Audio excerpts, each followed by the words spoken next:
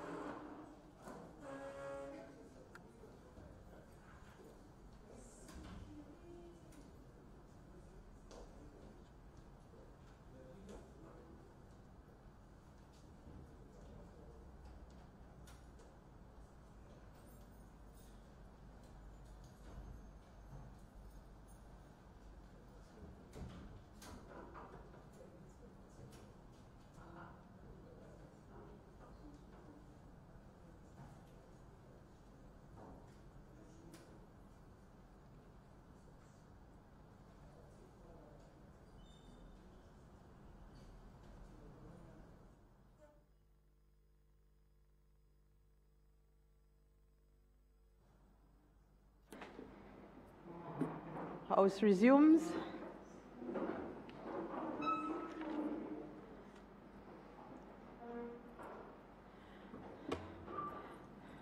And debate continues.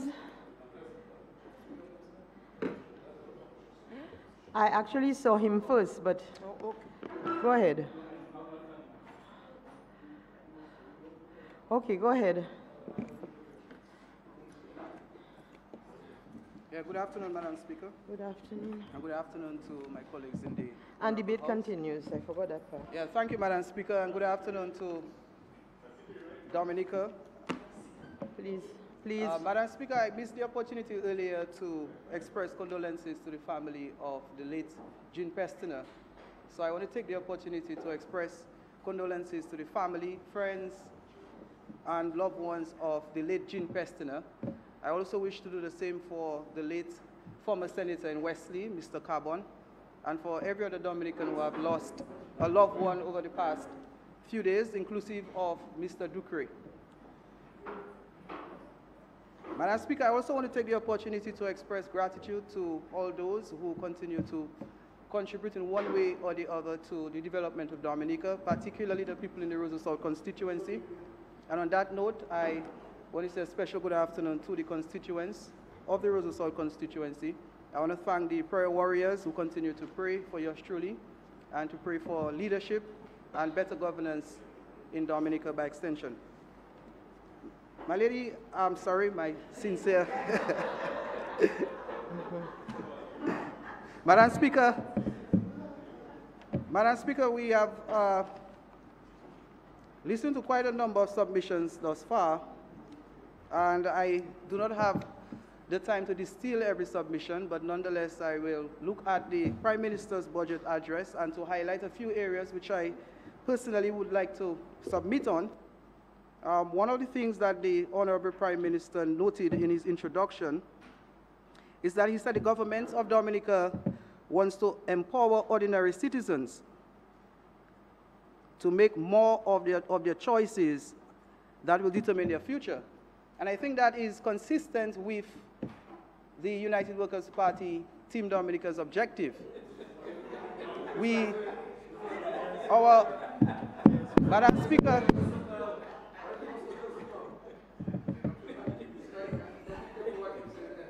Madam Speaker, we have a common goal here, and our common goal basically is to improve lives, to make life better. And I see that the member for the Cottage constituency is looking at me because he agrees with me, and by body language he agrees that we have a common purpose. We have a common purpose here in this honorable house, and that basically is to represent the people of Dominica to make their lives better. And in that respect, the Prime Minister also spoke about a new mode of governance, which would suggest that he's calling for more consultations and joint committees in the House, in the Honorable House. And of course, that is welcome too, because we understand to develop Dominica, unity is better than a divisive spirit. And in Team Dominica, as the name suggests, Team Dominica, we believe in teamwork. We believe in unity. And we have no difficulty working with government and government ministers to make life better for all of us in Dominica. Because we understand that we must improve our bilateral relationships, our multilateral relationships. We must improve our approach to governance if we were to take Dominica to the next level. And on that note, the Honourable Prime Minister spoke about excitement. He had an excitement in submitting his budget address. And all of us want that excitement. But it's not exciting when we look at where Dominica is as far as economic indicators are concerned. When we look at Dominica from a comparative point of view, let us look at per capita income in the OECS. Per capita income probably is the most practical measure to ascertain the state of development, to look at where a country is from an economic point of view. And I said it is one of the most reliable measure of standard of living in a country. And when we look at Dominica compared to St. Vincent, Grenada, among other Eastern Caribbean countries, we would note that we are just one before the last. One before the last. The last being St. Vincent, which is just over 7,000 US dollars. So when we look at where we are compared to St. Kitts, which is over 16,000 US dollars, clearly we have a long way to go. So when the government comes here and the ministers of government make it appear that we have done so well over the past 17 years, that's the reality. The reality is we still have a very long way to go.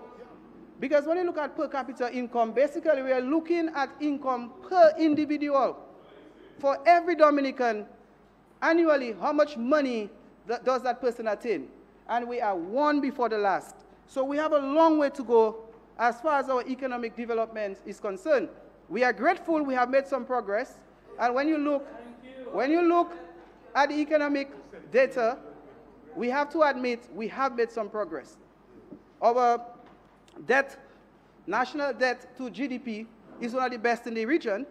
We cannot deny that. But let's look at something else. Let's look at unemployment. Unemployment. We have one of the highest rate of unemployment in the Eastern Caribbean. It is. It's a fact. I want you to look at the Eastern Caribbean Central Bank. As I speak with you, we have our tablets. We have our smartphones. Go on the Eastern Caribbean Central Bank and look at the unemployment rate for Dominica compared to the other Eastern Caribbean countries, and you would note we still have one of the highest unemployment rates in the Caribbean. Yes. And that's a fact. And it's a stubborn fact. It's a stubborn fact. So even if you come here and you dance, and you put clouds over the air, that's not going to change the fact. It is a fact. But not only we have one of the highest unemployment rates in the region, we have an underemployment situation in Dominica. We have a serious underemployment situation on the island, meaning that we have significant mismatches. So we have a number of graduates coming back to Dominica, but they're having difficulties obtaining jobs to commensurate with their qualifications. And on that note, we do support one graduate per household. But in Team Dominica United Workers' Party, we want to go beyond that. We want to put an economic strategic plan in Dominica that will provide for our graduates so that when they get back to Dominica, they will not just hang around and then leave Dominica, because we have a serious situation on the island where we are educating for export. We're not like Barbados, where you have education for export. The country has gotten to a certain level and can afford to send its skilled persons out to Barbados. In Dominica, we need our skilled people, but we have not been able to provide the type of economic landscape to retain our educated persons. And that is why Team Dominica United Workers' Party has a vision for Dominica, a very serious vision, because we understand that human resource development is crucial. And the Honourable Prime Minister himself made that admission. To develop a country, you have to develop your human resource base. But you must not just develop the human resource base, you must find a way to retain the skilled personnel. And we are saying that we want to create a situation in Dominica where our skilled people will stay in Dominica, because we understand that importance.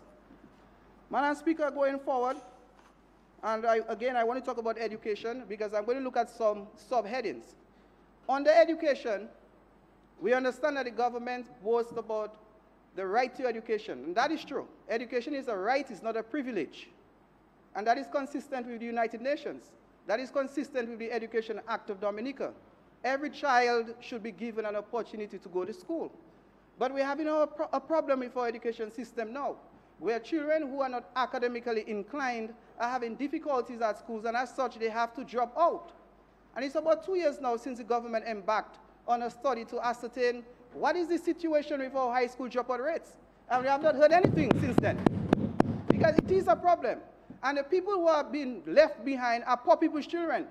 And if you really care about poor people, as the government ministers make it appear that they have a monopoly on care in Dominica, I want to burst your bubble. You are not the only ones who care about Dominicans. You are not the only ones. You understand? So we have to find a way to carry out a proper study to determine how many of our children have been left behind, because we do not provide enough vocational and technical programs for our poor people. At the college, Dominica State College, we need to get programs which will provide for technical areas where we can certify. We need to expand it. We need to certify more plumbers, more carpenters, and more skilled persons. You understand? And that not only at the tertiary level, but at the primary and secondary level, because you can identify persons at a very early age who are technically inclined. And therefore, instead they waste their time and eventually have to drop out of school, we have to provide vocational and technical support for them. So we must improve the education system. And that takes me to the area of sports. Now, the Prime Minister spoke about the National Multipurpose Sports Facility. And again, in the United Workers' Party Team Dominica, we support anything and everything that is good, because we care for Dominicans as well. Yes, yes. Many of you on the government side, I listened to the member for Rosa Valley this morning. He spoke about using a pit latrine. I think most of us here use a pit latrine. Yes, we epitomize the ordinary Dominican. I know of pit latrines. I had no plumbing at my home. None. So it is good to know that some of us remember where we came from. Yes. And in that respect, we want to create a Dominica that is in the best interest of everyone, and that includes our young people. So the National Multipurpose Sports Facility is welcomed. But we cannot stop there. We have to develop our sporting facilities throughout the island, the length and breadth of Dominica. Because we have quite a number of football playing fields which are dilapidated. They have been neglected. Even in my constituency, as an example, in Jodel, we have an incomplete facility.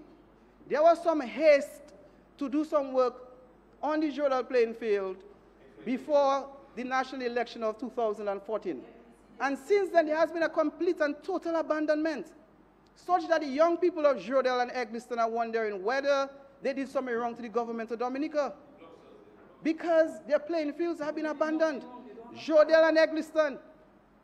So we are saying to the government of Dominica that while we welcome the National Multipurpose Sports Facility, we should pay more attention to the indigenous sports facilities on a local level. We need to go to St. Joseph, and I see that the member for St. Joseph agrees with me, because even in his constituency, there are some rundown facilities. We want basketball courts. We want improved football playing fields. We want to move to non-traditional sports, because we want to bring in things like swimming, and not only at that multi-purpose sports facility that will dawn upon us, hopefully, because we understand that this government has made many promises that it never fulfilled. But again, we're keeping it real, and I'm being an optimist. I'm saying hopefully we'll get that facility. So while I'm here talking about sports, let me just mesh that conversation with my constituency. And I mentioned Jodel and Egliston. At Lubia, as an example, we have been waiting for the lighting of the playing field forever. It's like waiting for the return of Jesus. We have been waiting forever, but we'll continue to persevere. We'll continue to be patient. Because under my leadership, we have seen that football has resuscitated at Lubia. After total neglect of Lubia, we have seen a complete resuscitation of football. The young people are using the playing field, and they are looking for the lighting of the playing field. They are also looking to improve.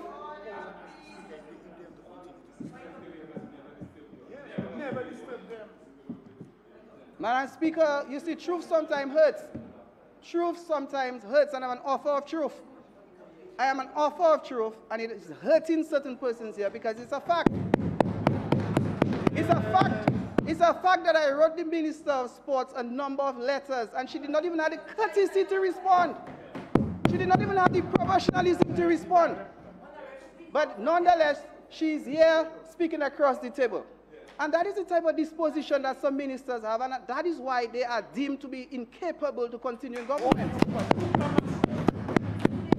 Because that type of disposition is not proper for the governance of a country. Running a country is not running a shop. This is not a toy shop. This is about lives. And talking about lives in Dominica, we in Team Dominica United Workers' Party, we can testify that we touch lives.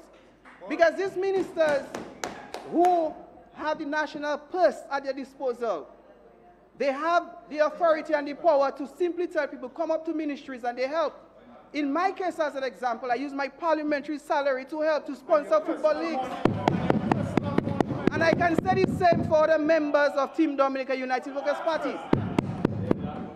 A matter of fact, in the Roseau South constituency, we have our version of the Red Clinic. But again, I don't believe in the precept of the left hand knowing the right hand. So unlike the members of the government who like to go on the radio and show their charade, they're helping somebody, I don't do that. There is no need to go on national TV to show somebody helping a purposeless child. So I'm not going to make declarations and disclosures as to the number of persons who have benefited from my parliamentary salary. But I want to say to these ministers of government that when they stand in this honorable house to peddle misinformation, I have to correct them. They're trying to make it appear that they are the only ones who care about Dominicans. And we know that is not true. We know that is not true. So this propaganda that is being perpetuated repeatedly to make it appear that the members of the opposition are not interested in Dominicans, that we call people bad name, we're not interested in the social programs, that is totally untrue. That is totally untrue. And I listened to the member for the Kalinago territory this morning talking about how people in Concord are asking him or telling him he's representing them and that the member for the Marigot constituency is not representing them. I want to say to him, Madam Speaker, that every time I go to the Kalinago territory, the people are asking me to represent them. And he better watch out. He better watch out. He better watch out, because when I consolidate the Roseau South constituency for the opposition, I might consider running to the Kalinago territory. And he will be history. So while he's there trying to assume, he's trying to assume some power and making it appear that he is so much of a great need in Concord. The reality on the ground in the Kalinago territory is that this is one of the laziest pal reps I've ever had. This is one of the laziest. So going to the airport and picking up somebody and taking him to his or her home don't make you a competent pal rep. The people are calling on me to stand for them, and I will make mention of it. Reparations for the Kalinago territory. We have never heard the honorable member for the Kalinago territory speak of reparations. He has never set up a joint committee in the Kalinago territory to talk about how he's going to arrest the marginalization of the purity of the Kalinago people. He has never had any discussion about land use in the Kalinago territory. But again, you cannot blame the gentleman because he's part of a team that is not visionary. And that is why they are saying, Joshua Francis, we want you to represent them. So remember, while you're out there looking at the backyard of the opposition leader who is solid, who is crystallized in his constituency, you have to be careful. Take care of your backyard, sir. So, Madam Speaker, moving on. Just to look at the the caption of improving the road network in Dominica. The Honourable Prime Minister spoke about improving some roads and so on throughout Dominica, and I'm happy to have noted that the Roseau South constituency will benefit because the roads at Egliston and Jodel have been in deplorable state for a very long time. A matter of fact, not too long ago, I had a constituent who called me after 11 in the night, a young lady driving home, her tire burst. Yes, Madam Speaker, I was at my home. I see that certain members, yes. Come on, I can take, you know. I can take. Madam Speaker, I respectfully, I'm asking that you caution some of these members, you know, I want them to know that Joshua Francis is a fearless man. I know your cards. So when you think that you are immaculate and impeccable, and that you appear to be angel of light, I want you to know that I have your report books. I have your report books.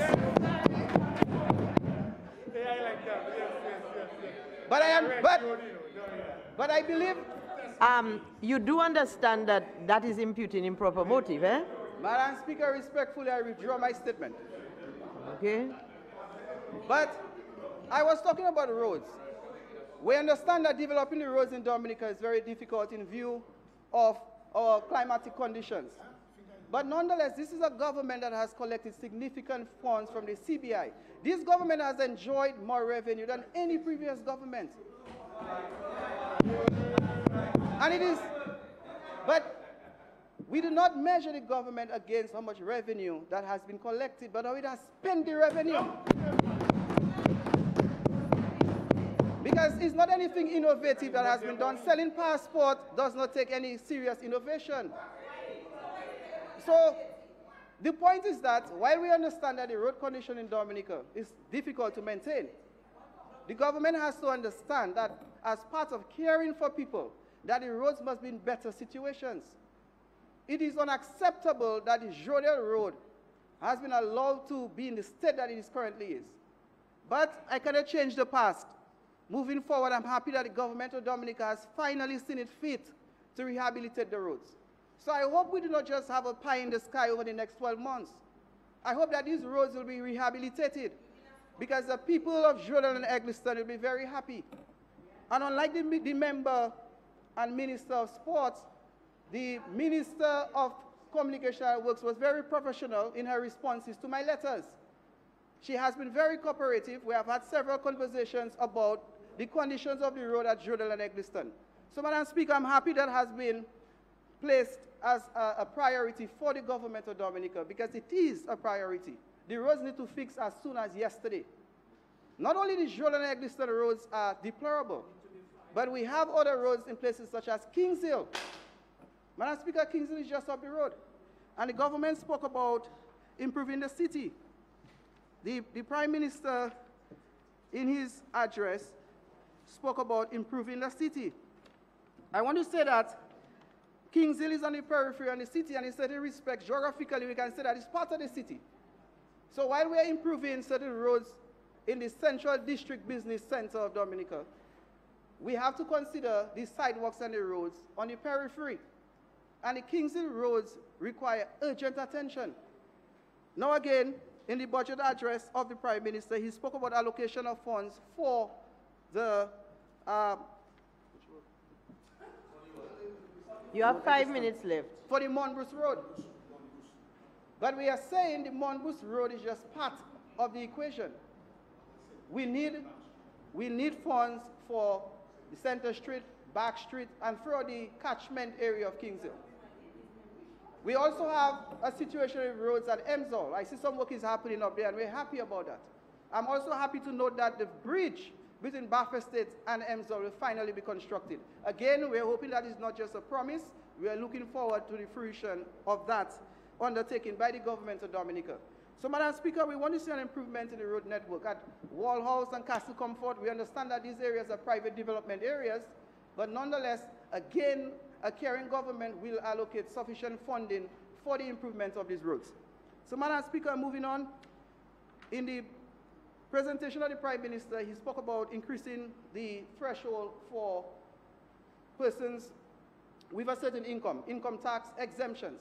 So persons who are earning less than 30,000 annually will be part of the threshold where they will not pay income tax. And we welcome that, except that we are saying in Team Dominica United Workers' Party, we would go beyond that, where we would take a bold step to remove VAT duties on certain items, particularly producer goods, because we understand that you have to manipulate the fiscal situation in Dominica to stimulate the economy, because that measure is going to touch persons who are working. What about the low-income persons, the persons who are earning 10,000? What about the people who are not working at all? The NEP workers.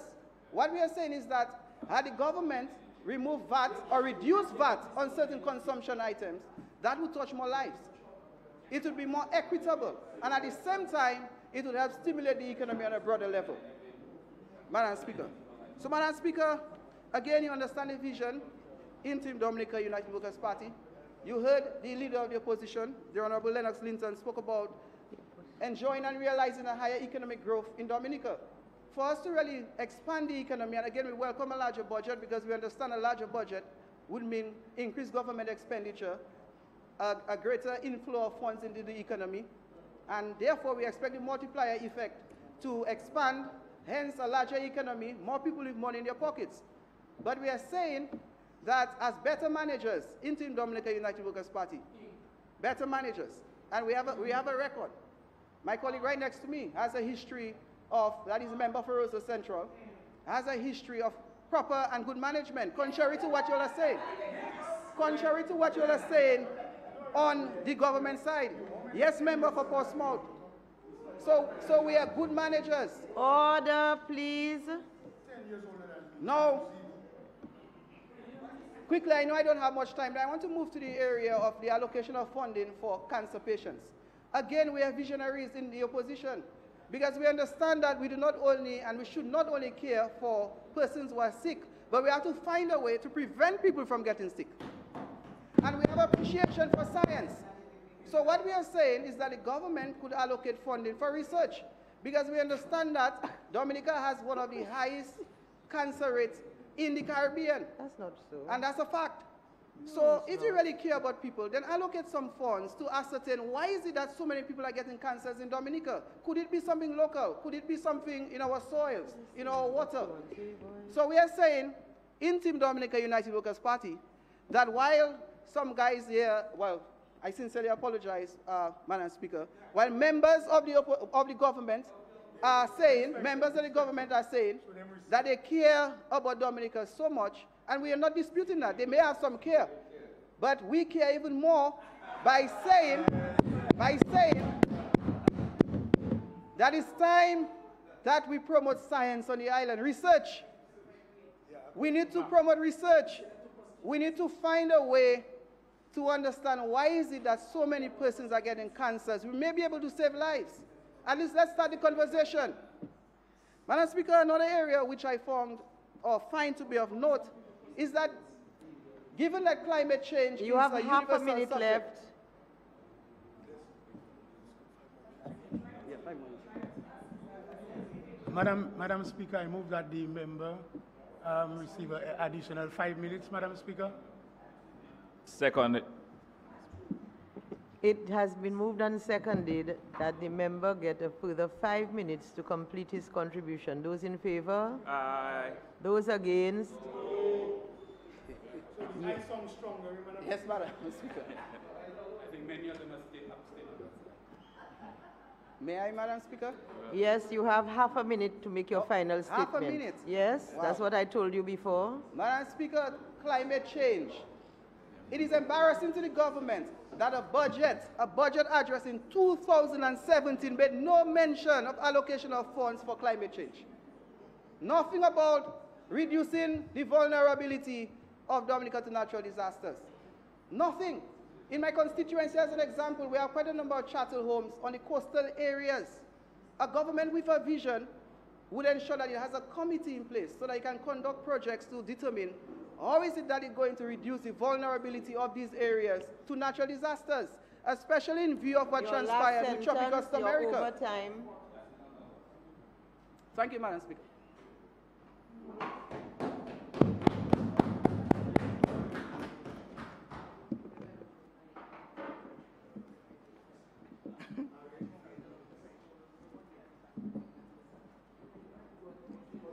Madam Speaker, I rise to give my contribution to the 2017-2018 budget presented by the Honourable Prime Minister and Minister of Finance on the 27th of July.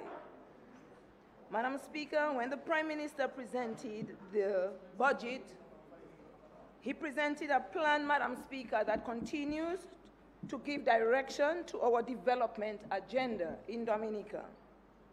Madam Speaker, this was a plan that will positively impact the life of every, and I dare repeat, Madam Speaker, every citizen of this country, directly or indirectly, including those on the opposition, Madam Speaker. Madam Speaker, when I say that, I speak here of the continuation of all our social programs, Madam Speaker, because we did not yet, any of those were going to be discontinued. Further improvement and development to our housing sector. Continued rehabilitation, Madam Speaker, and improvement of our road network across the island. Further infrastructural development at constituency level through the Ministry of Constituency Empowerment. Provisional of additional sports facility. greater support for entrepreneurship and small business development, review of the facilities at the aid bank for our farmers, improvement of our health facilities, Madam Speaker, and financing the management or treatment of persons with malignant conditions, ease of travel, Madam Speaker, from the USA, and importantly, for most workers in Dominica, the increased tax threshold as of January 2018. These are just a few areas, Madam Speaker, that I think will go across the board in ensuring that every citizen of this country benefits from this budget that was presented. Madam Speaker, at this point, I really wish to salute the Prime Minister and Minister of Finance for his brilliance, his astuteness, wisdom, and leadership qualities, Madam Speaker, that have allowed us as government to navigate through turbulent waters, face all challenges, and achieve in great measure our goal of transforming the lives of our citizens. Madam Speaker, I want to reiterate, I said it last year, and I will continue to say, Madam Speaker, that leadership is everything. Madam Speaker, the Prime Minister informed the House that the policies outlined in the budget was as a result of consultation with stakeholders and the wider communities through our many town halls meetings. So therefore, it is fair to conclude that this budget is one of inclusion. Madam Speaker, we cannot continue to copy and paste or regurgitate from articles of authors who do not even know Dominica or know very little about our country. Madam Speaker, a budget response must be practical, relevant, objective, and most importantly, instructive on the where, how, and when of a plan. Not offering pie in the sky or taking extracts from someone's article. Madam Speaker, having listened to the leader of the opposition, Madam Speaker, I can safely say... Point of order. This member... You want to try 44 something again, Madam Speaker? Madam Speaker. Madam Speaker.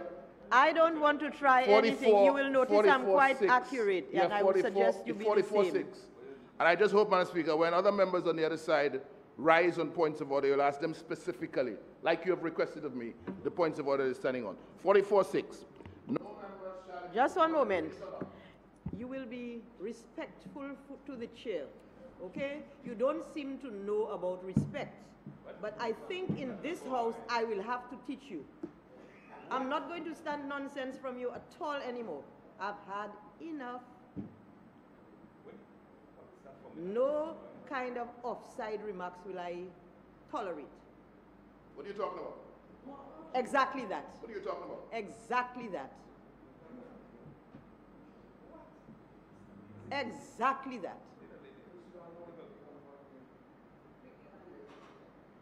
You rise on your point of order, it is my duty to ask you. Don't you tell me about I ask everybody the same question. You don't.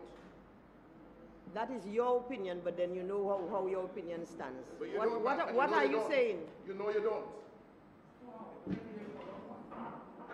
Continue, please. Thank you, Madam Speaker. Madam Speaker, in spite of, no manners, I will continue no to behavior, say boy, let me tell you. that having listened to the leader of the opposition, I can safely say, Madam Speaker, that in the absence of government's CBI program, there would not have been a response to the debate.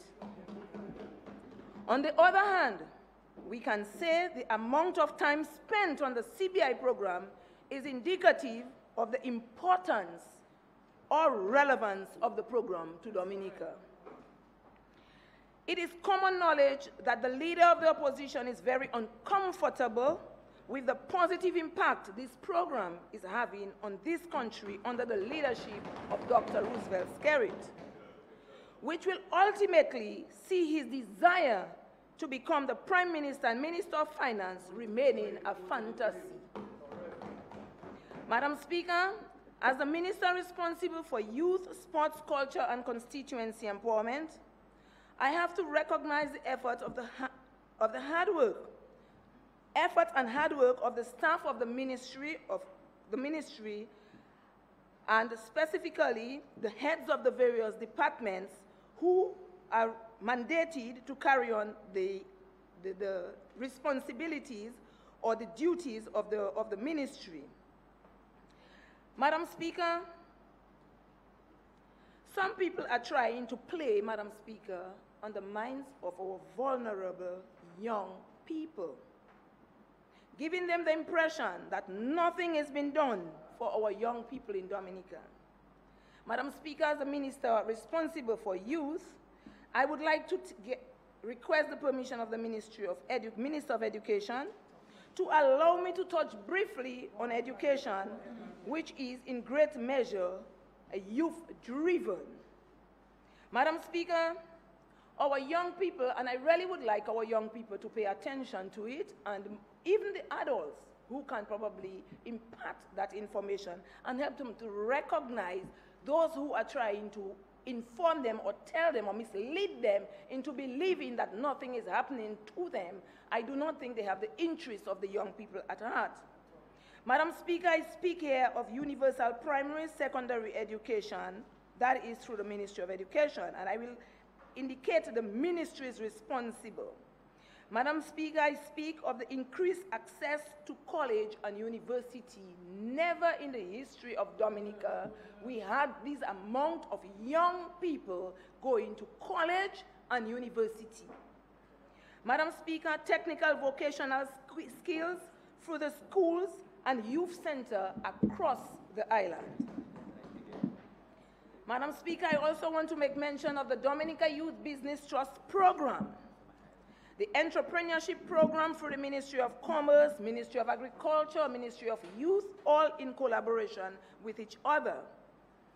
Small business program in collaboration with the Ministry of Commerce, Agriculture, and Youth.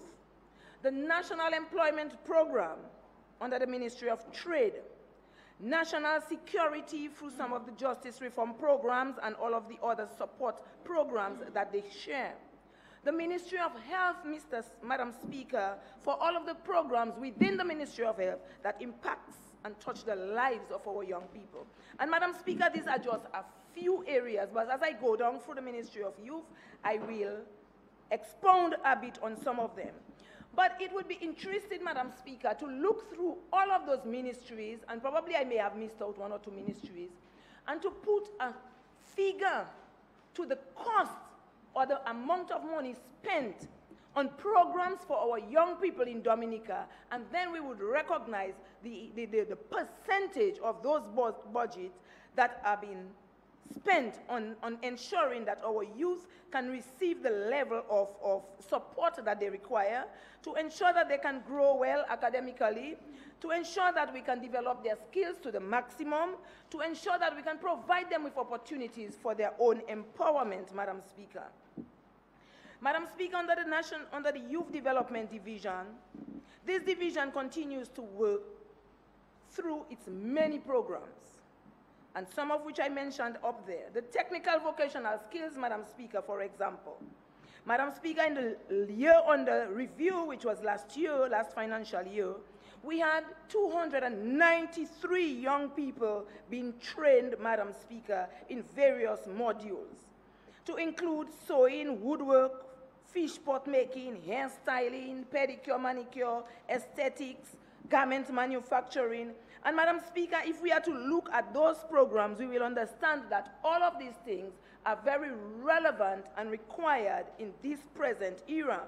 And Madam Speaker, those programs are not just developed because the officers decide that is what I want to do for the young people. They go out and do their research, and in consultation with the young people will indicate their areas of interest, and as a result we develop and ensure that we can go through with some of those skills programs. Because, Madam Speaker, regardless too, we can provide opportunities for our children through education, but there will always be some of those, and even those who did very well academically still have interest in skills. And for some of those who do not do too well academically, we still offer them an opportunity to develop their skills and become relevant and be able to engage themselves in something that can help develop them and their family, Madam Speaker. Madam Speaker, through those programs, we also offer sessions. The Department of the Youth Division offers sessions on character building, family life education with the support of the Ministry of Health, business awareness, office etiquette, and remedial skills. And we will understand the importance of all of those supportive subjects, Madam Speaker.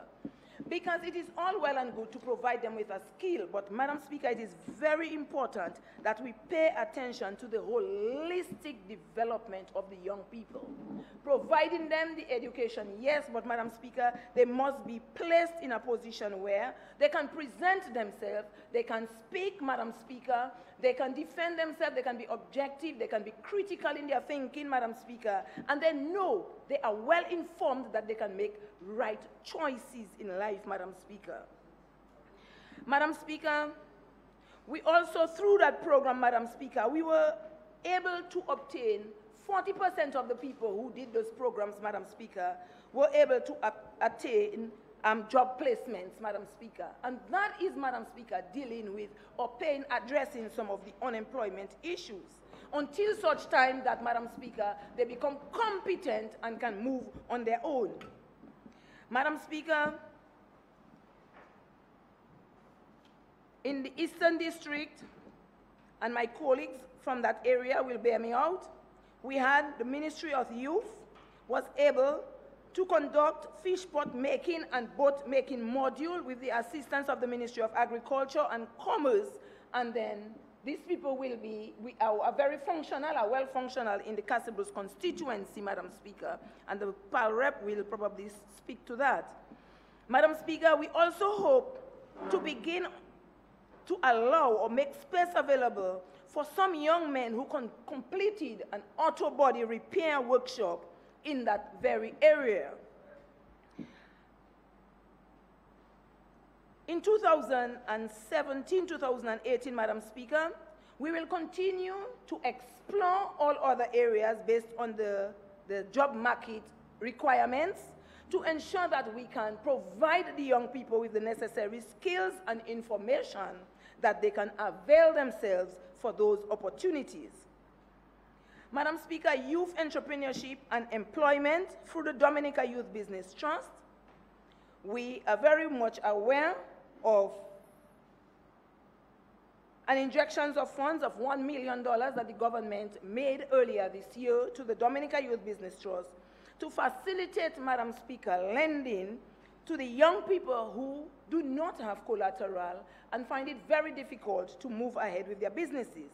So, Madam Speaker, through the Dominica Youth Business Trust, we continue to provide that technical training, mentorship for some of the, most of the participants of the program, and provide loan guarantee facility of 100%, Madam Speaker. And, Madam Speaker, interestingly, it's important to note, Madam Speaker, that our delinquency rate among the young people is encouraging. The delinquency rate is only 10%, Madam Speaker. It means, therefore, the young people now recognize the importance of paying back so that there can be continuity of the program. They have now become very disciplined in ensuring that they can manage the funds based on the training that they require to ensure that they can pay back and not owe, Madam Speaker. And that, Madam Speaker, I am certain will give them a good credit report. Madam Speaker, through the mentorship program, we recognize, the ministry recognizes the importance of the mentorship program, and as a result of that, conduct mentorship training, Madam Speaker, and were able to certify some mentors who will hold the hands of the entrepreneurs and be able to guide them in their business, give them the level of technical support that they require to ensure that their businesses are sustainable. Madam Speaker, the National Youth Policy has been something that we've been speaking about for some time, and in last year's budget, Madam Speaker, we recognized there was an allocation to ensure the completion of this policy. Madam Speaker, we have gone through, and I can report to the Honourable House that this policy, the work on the policy, has been completed, the review has been completed, and to ensure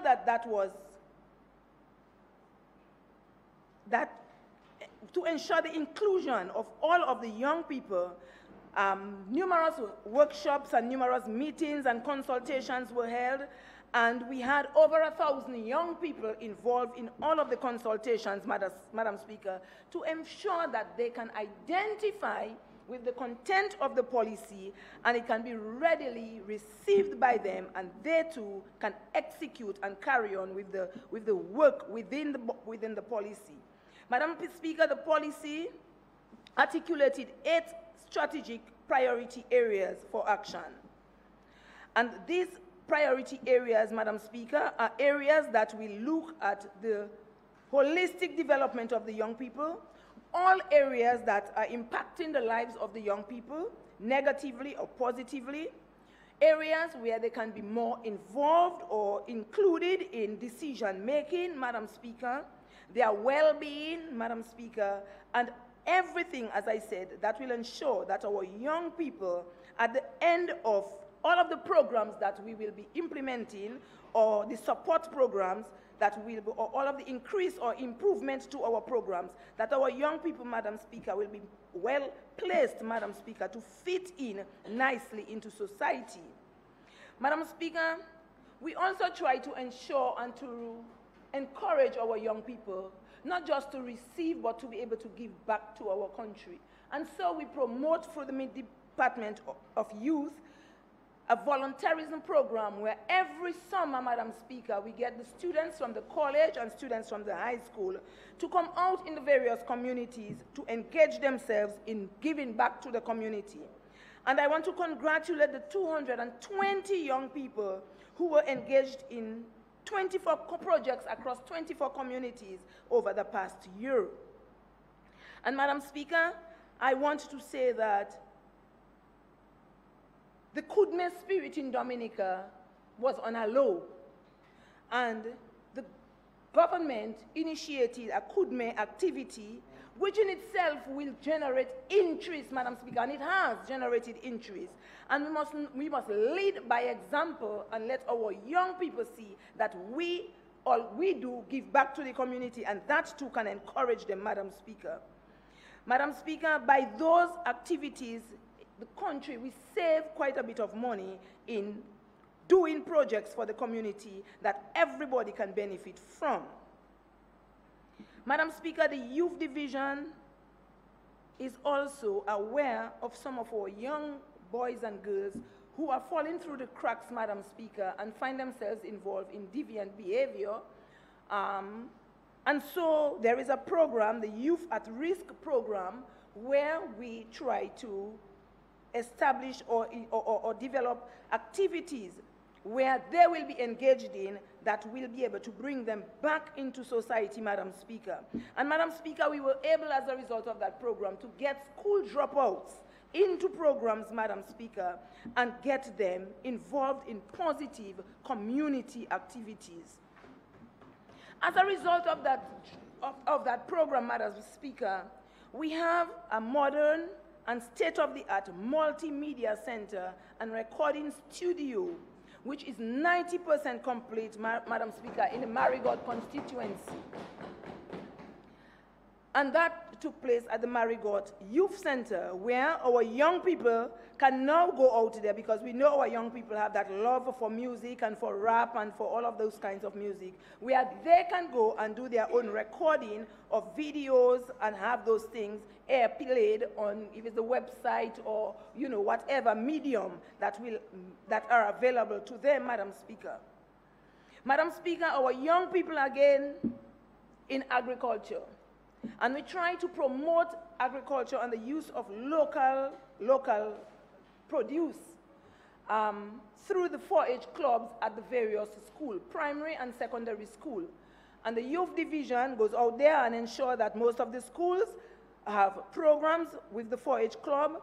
And we have 51 of those programs, of those 4-H clubs involved in agricultural projects, 51 out of 66 of them. And Madam Speaker, every year the 4-H clubites put on their dinner plate competition where they use the local produce, present it, Madam Speaker, in a way that is enticing, that will cause people to salivate and to be able to want to eat from our local foods, Madam Speaker. And as a result of that, we normally do a little competition and try to see who emerge winner. And the young people have done so well, Madam Speaker, that last year, I think it was the St. Mary's Academy who won. They represented Dominica, and this year again, the St. Mary's Academy won, and 2 other young men from the St. Mary's Academy will be representing Dominica in Barbados, Madam Speaker, showing up of our local dishes. Madam Speaker, youth unemployment has been something that a lot of people use to play on the minds of our young people. Youth unemployment. Madam Speaker, youth unemployment is, we should not be naive. Youth unemployment is of global concern.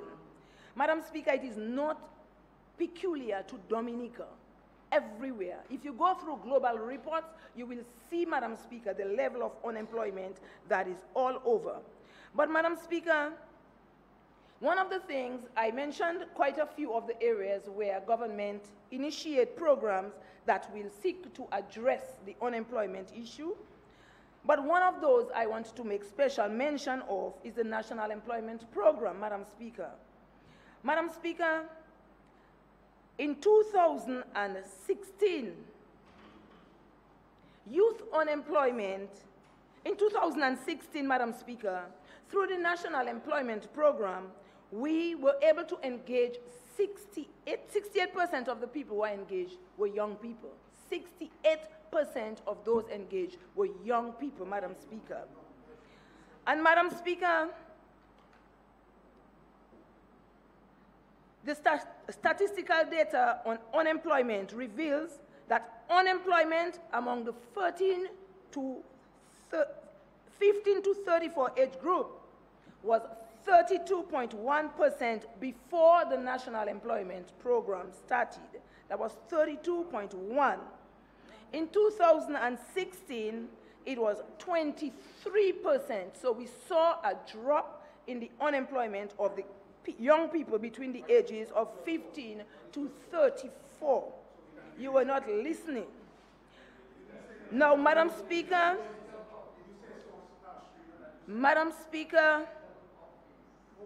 the overall unemployment, and there was an overall drop, Madam Speaker, in unemployment from 16 to 16.9% before the commencement of the National Employment Program, to 13.8 in 2015, and 12.1 in 2016. And we are in 16, Madam Speaker.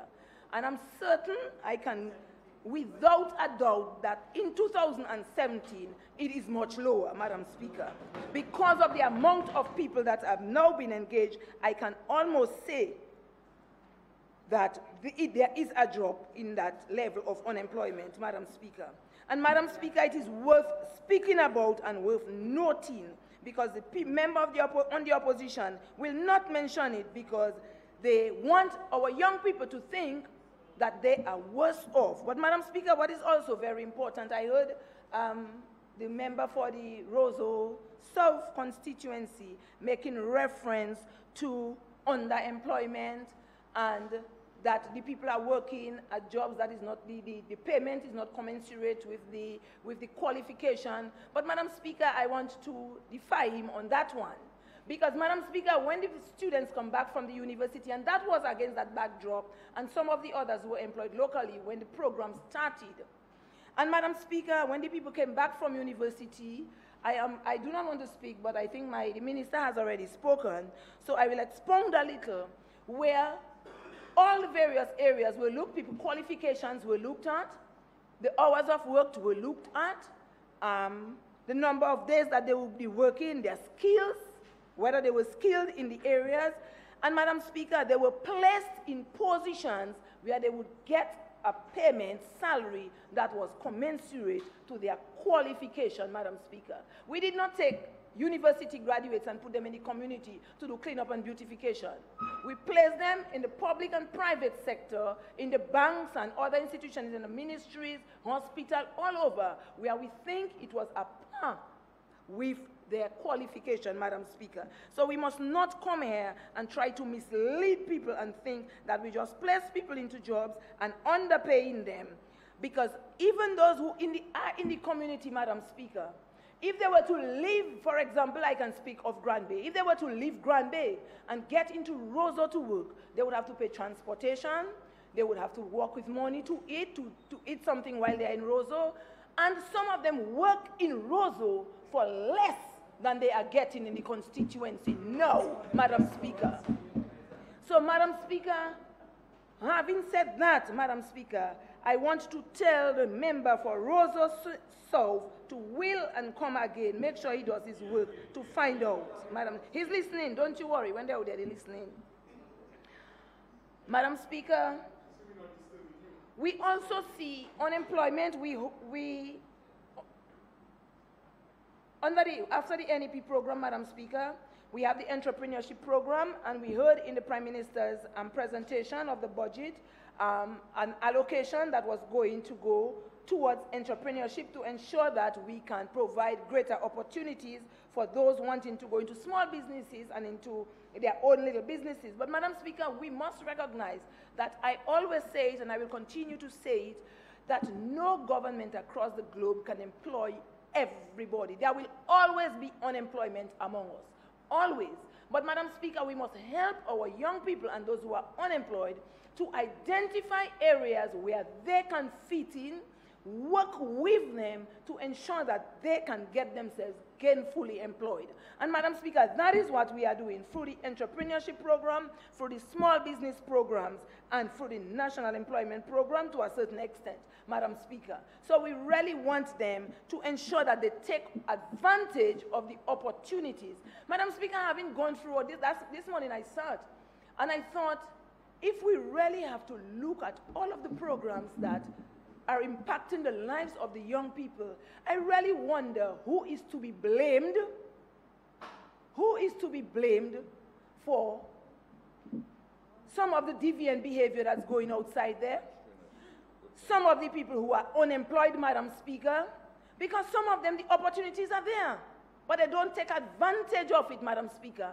Are we, as parents, always taking up our responsibility seriously and encouraging our children in the right direction?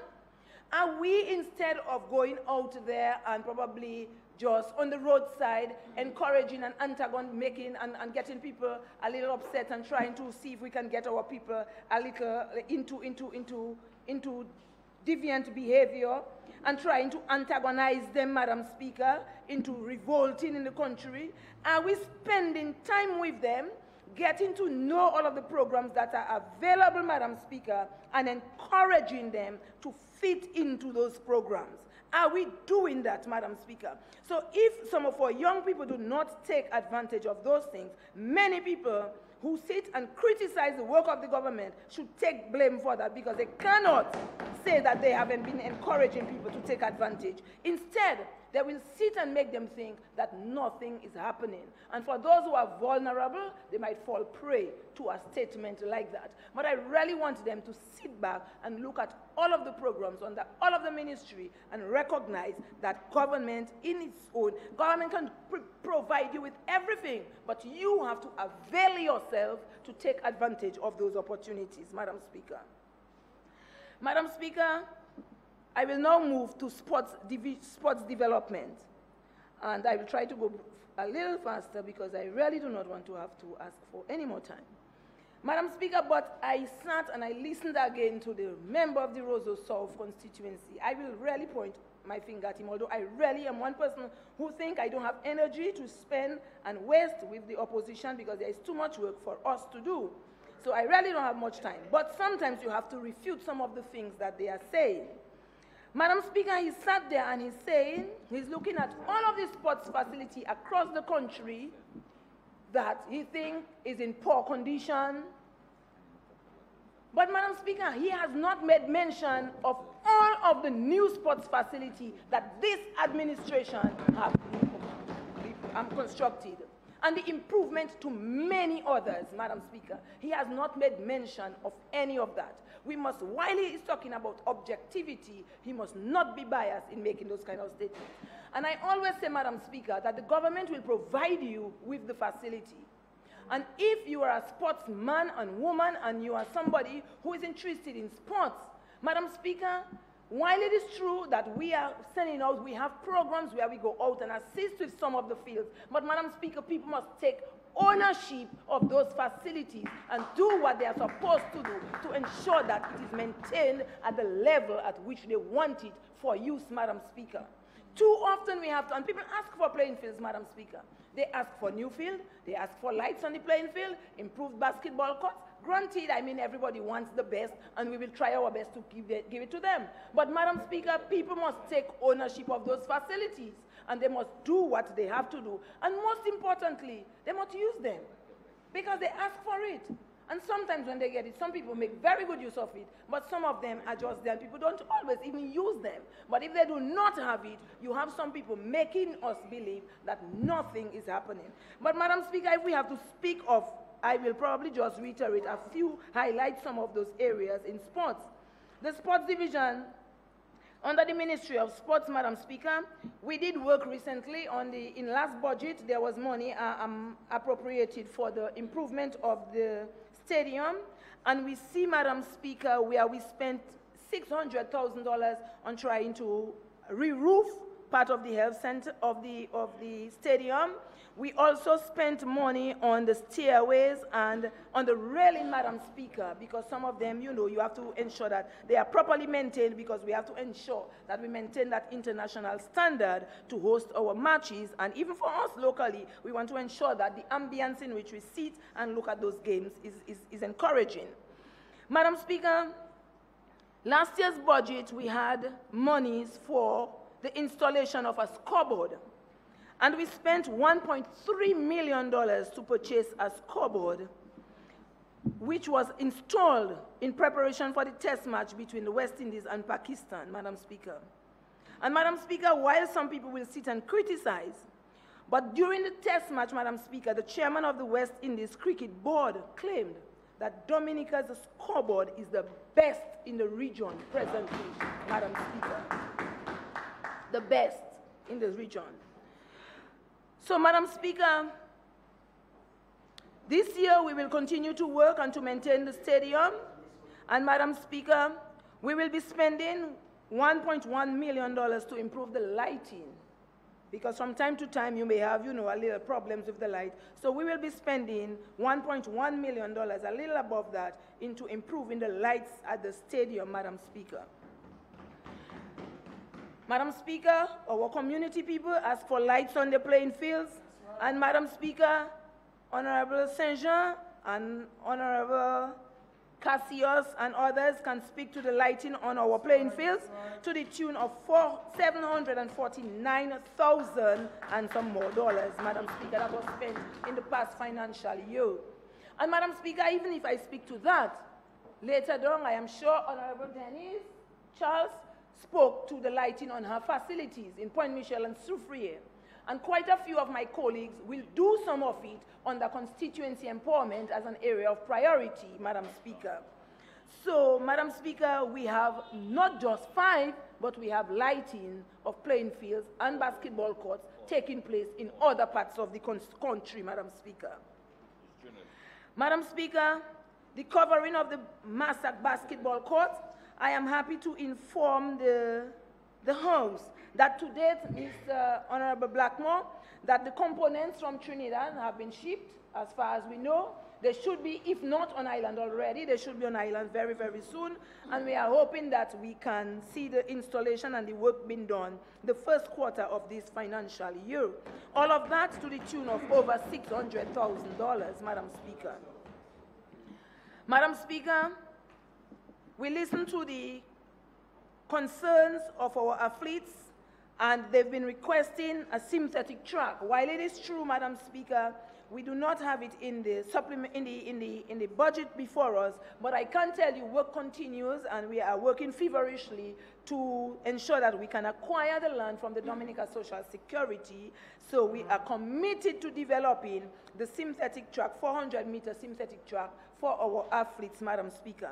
And we will work very closely with the Athletic Association to ensure that that becomes a reality.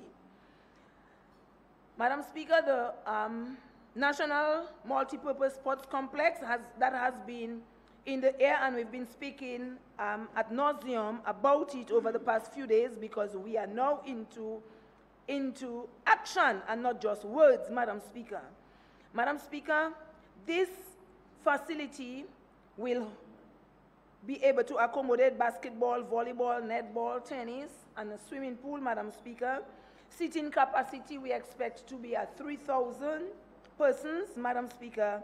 And we know in the budget there is a $5 million that is allocated to go towards that project. Although we know it will cost in excess of $40 million EC dollars, but the Prime Minister will not talk about it unless he knows where the fund is coming from, as compared to others who just talk about things and do not know where money is coming from. So, Madam Speaker, we will see the Condi work being carried out. We know we have some money in the budget, Madam Speaker, for the demolition of the old netball complex that is at Stock Farm, and we are presently trying to work very closely with the people who are occupying the area to ensure that we can clear the area the soonest so that work can start. We signed a contract for with an architectural firm on the 9th of June, and I can say to the House on the 27th of July, this firm came to Dominica and made a presentation to the Cabinet, and on the 28th, they met with the other stakeholders to present the schematic designs so that people can give their final input before we get to the final stage. And Madam Speaker, I can say to you from reports that the meeting with the stakeholders went very well, and everybody seemed very, very excited and waiting patiently to see the commencement of the work. And I want to reassure them that as sometimes our members on the opposition side say that we say things and we do not, but I dare them to outline some of those things that we say we will be doing that we have not done. But I want to assure them that we are well on our way to bring into realization the development of that complex. The Maho playing field, Madam Speaker, we spent some money on the washrooms at the Maho playing field, and we also spent some money on the constituency empowerment, $106,000, Honourable Austri, in Lamoth, your well-popular playing field that you always remind me of. Improvement to the Savon Pie basketball court, we saw that. There is also, we will see work. In fact, for the Grand Bay basketball court in Center, we have already received all of the necessary equipments to improve the surfacing. But, Madam Speaker, this is something that we really have to study the weather very closely to ensure that we can apply the proper surfacing material.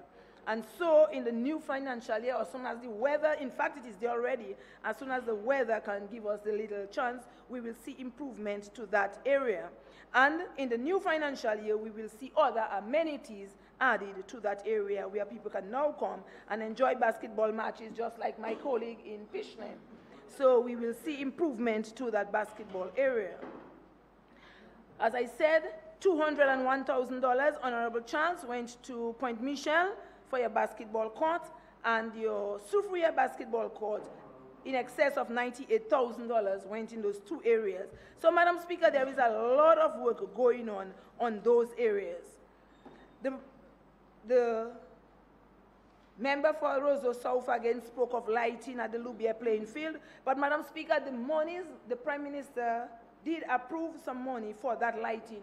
But, Madam Speaker, the request came before, long before, that the minister, the parliamentary representative for the Roseau South constituency saw that fit in. Madam Speaker, a request was made on behalf of the people of Loubier long before he asked for it, Madam Speaker. And so, Madam Speaker, we saw $29,000 approved for the lighting of the playing field in Loubier. So I am hoping all now, as we speak, work should be going on in those areas because that money was sent out to the various councils. Lighting of the Soufriere playing field, Madam Speaker, $61,000 was sent to the Soufriere Village Council for that area. Development of the Maho basketball court, $51,180 was presented to the Maho Jimmy Village Council, Madam Speaker, for that. The Bafong Point Sports Club, that is of Bagatelle, Madam Speaker, received $119,000 for the improvement of the Bagatelle court, Madam Speaker. So when we listen to the member of the Roseau Central constituency, I think the public needs to ask him to apologize. All the people who are benefiting from the areas in sports, Madam Speaker, need to ask him to apologize. Madam Speaker, the most I can say at this point is when we provide the people with the facility, I really want to encourage them to make use of those facilities because we understand the importance of sports in the development of our people, in ensuring that we have a healthy society, Madam Speaker. We also understand the implication for sports tourism and the economic activities that it can generate, Madam Speaker. And so, Madam Speaker, some of those facilities definitely will be developed just to achieve those objectives, Madam Speaker, and for greater socialization among our young people. Madam Speaker, in addition to all of those facilities, the Ministry of Sport will continue to engage in all of the activities, all of the programs that we do at the schools, and all of the activities that we do to encourage participation in sports activity. And we continue to spend money, Madam Speaker, because people, you know, very often we hear people still continue to say that nothing is happening and nothing has been given to associations. Nobody knows how money is spent to send our young people out to participate in the various sporting activities. For example, the Sir Garfield Sobers School Cricket Festival in Barbados cost the government $67,000, Madam Speaker. Madam Speaker, to participate in the Windward Island School Games cost the government of Dominica $200,000. And this year, the schools were in Grenada, Madam Speaker. Madam Speaker, to participate in the Under-13 Netball Festival cost government $20,000. The Goodwill Series for the Under-13 Cricket in St. Lucia cost us $18,139.72.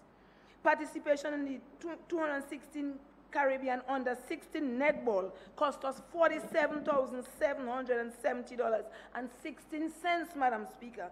So, Madam Speaker, when we take our young people and we afford our young people the opportunity to go out there and to represent Dominica and to engage in regional sports, all of those things cost the country some money. But, Madam Speaker, we are happy to spend it on our young people to ensure that they can develop their potential.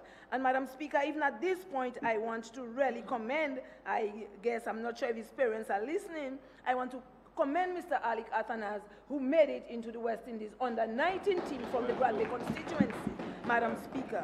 And, Madam Speaker, all of these young men are products of the school sports program, Madam Speaker. Right. And that is where we identify their talent and try to help them to develop it, Madam Speaker.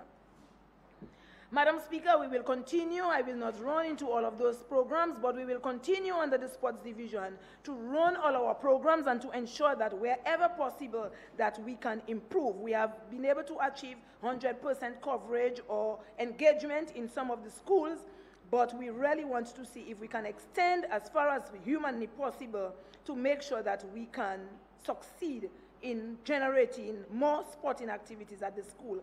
And some of the achievements, Madam Speaker, we want to attribute it to the increase in staff as a result of the National Employment Program, where we engage some men who left school, Madam Speaker, with CXC, and we engage them and pay them commensurate to their qualification as sports officers, and they are out there assisting with the development of sports at the schools, Madam Speaker. Madam Speaker, in the area of culture, I will run quickly through it, Madam Speaker. We see our all-boys choir was introduced, and they are doing very, very well, Madam Speaker. We try to use the schools as much as possible to ensure that we can preserve our cultural heritage, get our students to be involved in traditional dance, in the ballet, in trying to play the drum, and all of those things, and we try to provide training programs for our people so that they can pass on that information and knowledge. Madam Speaker, we also try as much as possible in the in the Department of Culture to do documentary and to be able to save those things so that our people can learn from the traditional cultural habits, Madam Speaker. So we do quite a bit of documentaries on the Kalinago culture, on tying the head kase, you know, the various dances, as much as possible so that that can be passed on, Madam Speaker, and we can share with our regional counterparts, Madam Speaker. So, Madam Speaker, I want to say that much is happening in those areas as it relates to culture, youth, and sports. We try to foster greater link with between the arts national reconstruction efforts of the economy. We try as much as possible to spend and to encourage people in participating in some of the activities. I must say too that this year, Madam Speaker, we spent in excess of $200,000 for Carnival, where we try to encourage persons to be involved in various Carnival activities, Madam Speaker. So, Madam Speaker, there is a lot to be done. The Dominica Institute for the Arts, they are working very, very feverishly with quite a few programs, and we want to encourage our young people to participate in some of those programs, Madam Speaker. Madam Speaker, in this financial year, we will see the construction of the new stage at the old mill. We have already demolished the old one, and we will see work starting. In fact, we have already received the designs with all of the detailed costing, and we are almost ready for tendering in the beginning of the financial year. And we have seen fencing of the old mill. We'll continue the fencing project to provide greater security for the young people when they go down there and for the facility itself. The Arawak House of Culture, Madam Speaker, we will see improvement in that area because there is, we have close to $300,000 approved, Madam Speaker, for the development of a ramp so that we can make access for the physically challenged and elderly possible. There is also, we are going to improve the stage, Madam Speaker, and the side panels, Madam Speaker, to enhance the whole ambience, Madam Speaker, at the Arawak House of Culture. So looking forward, Madam Speaker, there is much that has to be done, but we will remain relentless, Madam Speaker, in all our efforts to ensure that we can look at all areas within the ministry to meet our goal of satisfying the people with whom we have to work very closely and ensure that they can benefit as much as possible. Madam Speaker, allow me to recognize at this point the Grand Bay constituency and to recognize my dear constituents who have been very supportive over the past, how many years? 7, 8 years, Madam Speaker. I really want to commend them for the level of support and the level of understanding that they continue to exhibit, not just for me, but for the Dominica Labour Party, Madam Speaker. I really want to thank them, Madam Speaker. Because, Madam Speaker, the Grand Bay constituents, and surprisingly, I want to share one little thing that one member of the opposition, we have a minority opposition club in Grand Bay. And one person from that club, he silently said, he wouldn't say it for me to hear, you know them people working, Madam Speaker, in Patois. He said he thinks we are doing a lot of work in the areas, but Madam Speaker, they will not say that for us to hear, you know? And in Grand Bay, he can speak to the work that is happening. And so if he can speak to it, I can well tell you how elated my people are with the level of development that's taking place in the constituency, Madam Speaker. Goodness. So, Madam Speaker, I want to say, Madam Speaker, that under constituency empowerment, we've been able to do quite a bit of work in the Grand Bay constituency. 20 things. Madam Speaker, we saw in excess of $1 million being spent, Madam Speaker, for roads in the Grand Bay constituency. And as we speak, the Grand Bay Village Council now have in their coffers $500,000 for the development of the Marpin Road, Madam Speaker, the Marpin Feeder Road, Marpin Macanton Feeder Road. Madam Speaker, in terms of washrooms, we've spent close to $1 million and have satisfied the needs of 89 families in providing washrooms, Madam Speaker. Madam Speaker, as late as June, the Grand Bay and Tetmon Council received in excess of $800,000 for construction of new homes, Madam Speaker, for some of our single parents, Madam Speaker. So, Madam Speaker, a lot is happening, Madam Speaker. There has been improvement, as I said, to the basketball courting center. We've had small business, Madam Speaker, where we spent 45 people benefited in a 45 people benefited with well over $100,000, and the Minister of Finance has given me the assurance, because what we did was to conduct training, because we recognize in small business sometimes we give, but we do not realize the results that we want. And so I held in collaboration with the Ministry of Commerce, we did workshops for the people in the area. And as a result of that, we now have new sets of requests which we have to scrutinize and we have to look at. And the Minister of Finance has given me the assurance that we will move ahead in the new financial year with making monies available to meet the needs of those people with the small businesses, Madam Speaker. Madam Speaker, as we said, there was lighting to the Geneva playing field, and it is, it's a pleasure to be down there in the night on the playing field. You can sit, you can relax, you can drink, you can laugh, you can play, to have fun on the playing field. It's a pleasure to be down on the playing field at night, Madam Speaker. Madam Speaker, I held a National Employment Program meeting to sensitize the people in the constituency, more so the young people who felt they had interest in the area. And as a result of that, I can say to you, we have had in excess of 60 new persons engaged on the National Employment Program starting this financial year, Madam Speaker, both in the private and public sector, community, as well as outside of the community, Madam Speaker.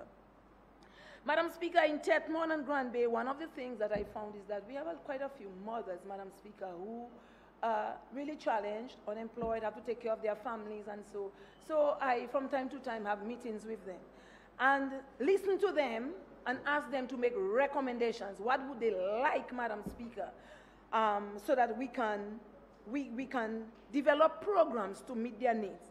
And as a result of that, Madam Speaker, presently I can say to you we have about 13 young mothers in Tetmon area who are engaged in a sewing program, again in collaboration with the Ministry of Commerce, so that they can now prepare themselves for the enterprise that will soon open on the Geneva, on the enterprise that is at the Geneva Estate, Madam Speaker. So I am hoping that, and from all accounts, I visited them a few times, they are all very enthusiastic and taking the work very seriously. I think the instructor is impressed with the progress that they've been making, and so we will see them being able either to gain employment or in the enterprise, or be able to sit at home and begin to do their little uniforms, their little things, and begin to sell and earn some money, Madam Speaker. Madam Speaker, in this financial year, we will see continuation of our roads, and we will see continuation of our washroom eradication program, the further improvement to our basketball court, I said that. We will see repair to the Grand Bay Fire Station, which has been out of commission for some time. We will see commencement of work on the Geneva playing field. $500,000 has been allocated, and the Prime Minister has given me the assurance that we move forward because we have a master plan for developing that area. Upgrade of the Grand Bay Community Center. We know the Dubic people, having moved from Dubic, now that we have wider people to deal with, the community center really needs some renovation. And because work was going to be done on one in Dubic, what has happened is we've worked closely with BNTF, and they've agreed, Madam Speaker, to transfer the funds and upgrade the Grand Bay Community Center. So as far as I was informed, we have 5 minutes left. I'll try to wrap up.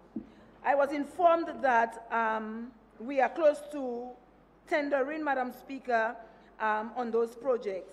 So, Madam Speaker, I want to say that all of those projects that we are speaking about, Madam Speaker, we must translate them into, they can be translated, Madam Speaker, into employment in the various constituencies, monies to the families of those who are engaged, spending power for the people who are working, benefits to the shopkeepers, to other businesses, improvement of our socio-economic status of our residents, boosting the morale of the constituency, empowering them, Madam Speaker, for our bus drivers who from very often complain, although we are seeing improvement in all our roads, so I can almost say that their spending is less on wear and tear, Madam Speaker, so they will continue to benefit in all of those areas.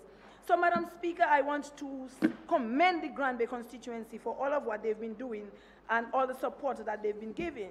Under constituency empowerment, I want to commend the various councils and organizations who've been working diligently with us to execute quite a bit of work. We've had over $13 million spent on 115 roads, Madam Speaker. We've had toilet assistance. We've had over $1 million for 128 washrooms, Madam Speaker, under constituency empowerment.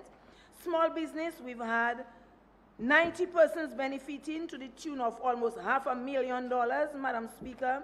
Housing assistance in excess of just about $3 million for 363 families, Madam Speaker.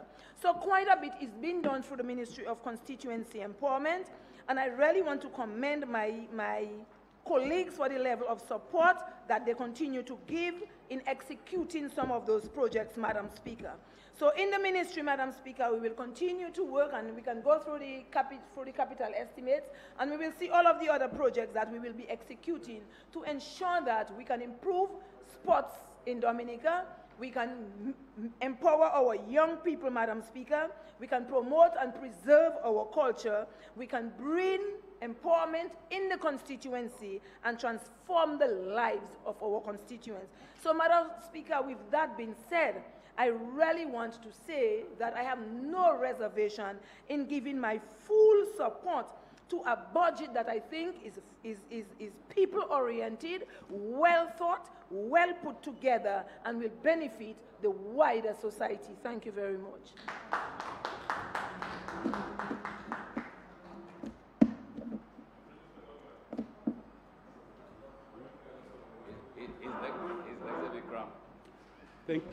Thank you, Madam Speaker.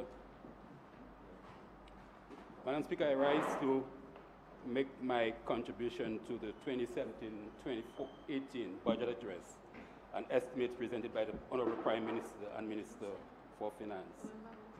Madam Speaker, I captioned my presentation at last. The rooster came home to roost. Soon in my presentation, Madam Speaker, you will understand and appreciate why I selected that caption. Members of the government side, Madam Speaker, particularly the Minister for Trade, Energy and Employment, Honourable Ian Douglas, must have listened to and read a different presentation to the one I received from the Minister of Finance last week, Thursday. For, had they taken the time to analyze the presentation, they would have recognized the open admission by the Prime Minister that his government style of governance, model, development policies and strategies over the last 17 years have been a dismal failure. Therefore, it is time for change. Madam Speaker, the United Workers' Party have been pointing out these issues for the past 17 years, particularly the last 8 years. This admission on the part of the Prime Minister is captured in the following samples of statements extracted from pages 3 to 5 of the budget address. The Prime Minister acknowledged that there is need to shift from the role of central government and fully empower ordinary citizens to make more of the choices to determine their future. For years, we have been calling on this administration to adopt a strategy of advanced economic growth and employment instead of their path of dependency and handouts. Another quote, The state must be a facilitator and regulator, not a developer. The United Workers' Party consistently called on government to facilitate the private sector in the delivery of housing and jobs. We were ignored, as evident by the Housing Revolution project, where government is the one providing housing, and the National Employment Program, now the main source of employment in Dominica. Another quote, Dominica's best minds return only to visit elderly relatives, not a place they choose to live, work, and grow. We advocated, Madam Speaker, sorry? Madam Speaker, given the time limitations I said between pages 3 and 5, that's why I'm taking the quotes. Because I only have 30 minutes, I cannot go and identify every item, Madam Speaker. Madam Speaker, we advocated inclusion of the diaspora in the development process through consultation and constructive engagement. But the Dominica Labour Party only considers the less fortunate in the diaspora during general elections, giving them tickets to come down to vote. Another quote, there is need to maximize use of public resources. Madam Speaker, we urged adherence to existing procurement legislation and elimination of corruption in governance. We saw the construction of the Roseau Bridge, $18 million. Every expert says this bridge should not have cost more than $12 million. $6 billion could go towards health, education, garbage collection. Another quote, Madam Speaker, realization of modern, prosperous Dominica will require a different model of governance. Governance that is more consultative, adopt international best practices, and expose itself to independent expert scrutiny. We long recognize this malice in government, Madam Speaker. Hence a call for transparency and accountability in the management of the CBI program, passport sales program. We call for an end of victimization and nepotism. The victims, including me, are many. We demanded electoral reform to facilitate free and fair elections. After 15 years, we are still waiting. We advise against marginalization of professionals in the public service. Example, stop the sidelining of social welfare professionals in the administration of the social welfare program, such as the Red Clinic. We ask them to stop the bashing of patriots such as Reverend Dr. Wati, Gabriel Christian, to name a few. Just 1 minute. The calling of names like this is not on, eh?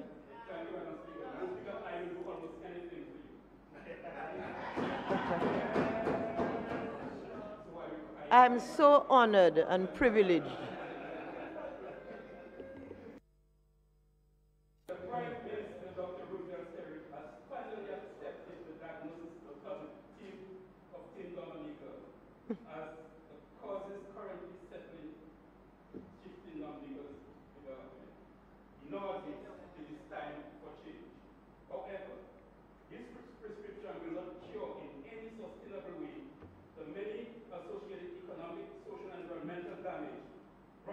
All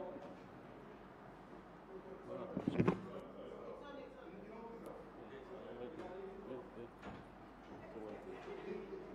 was not off.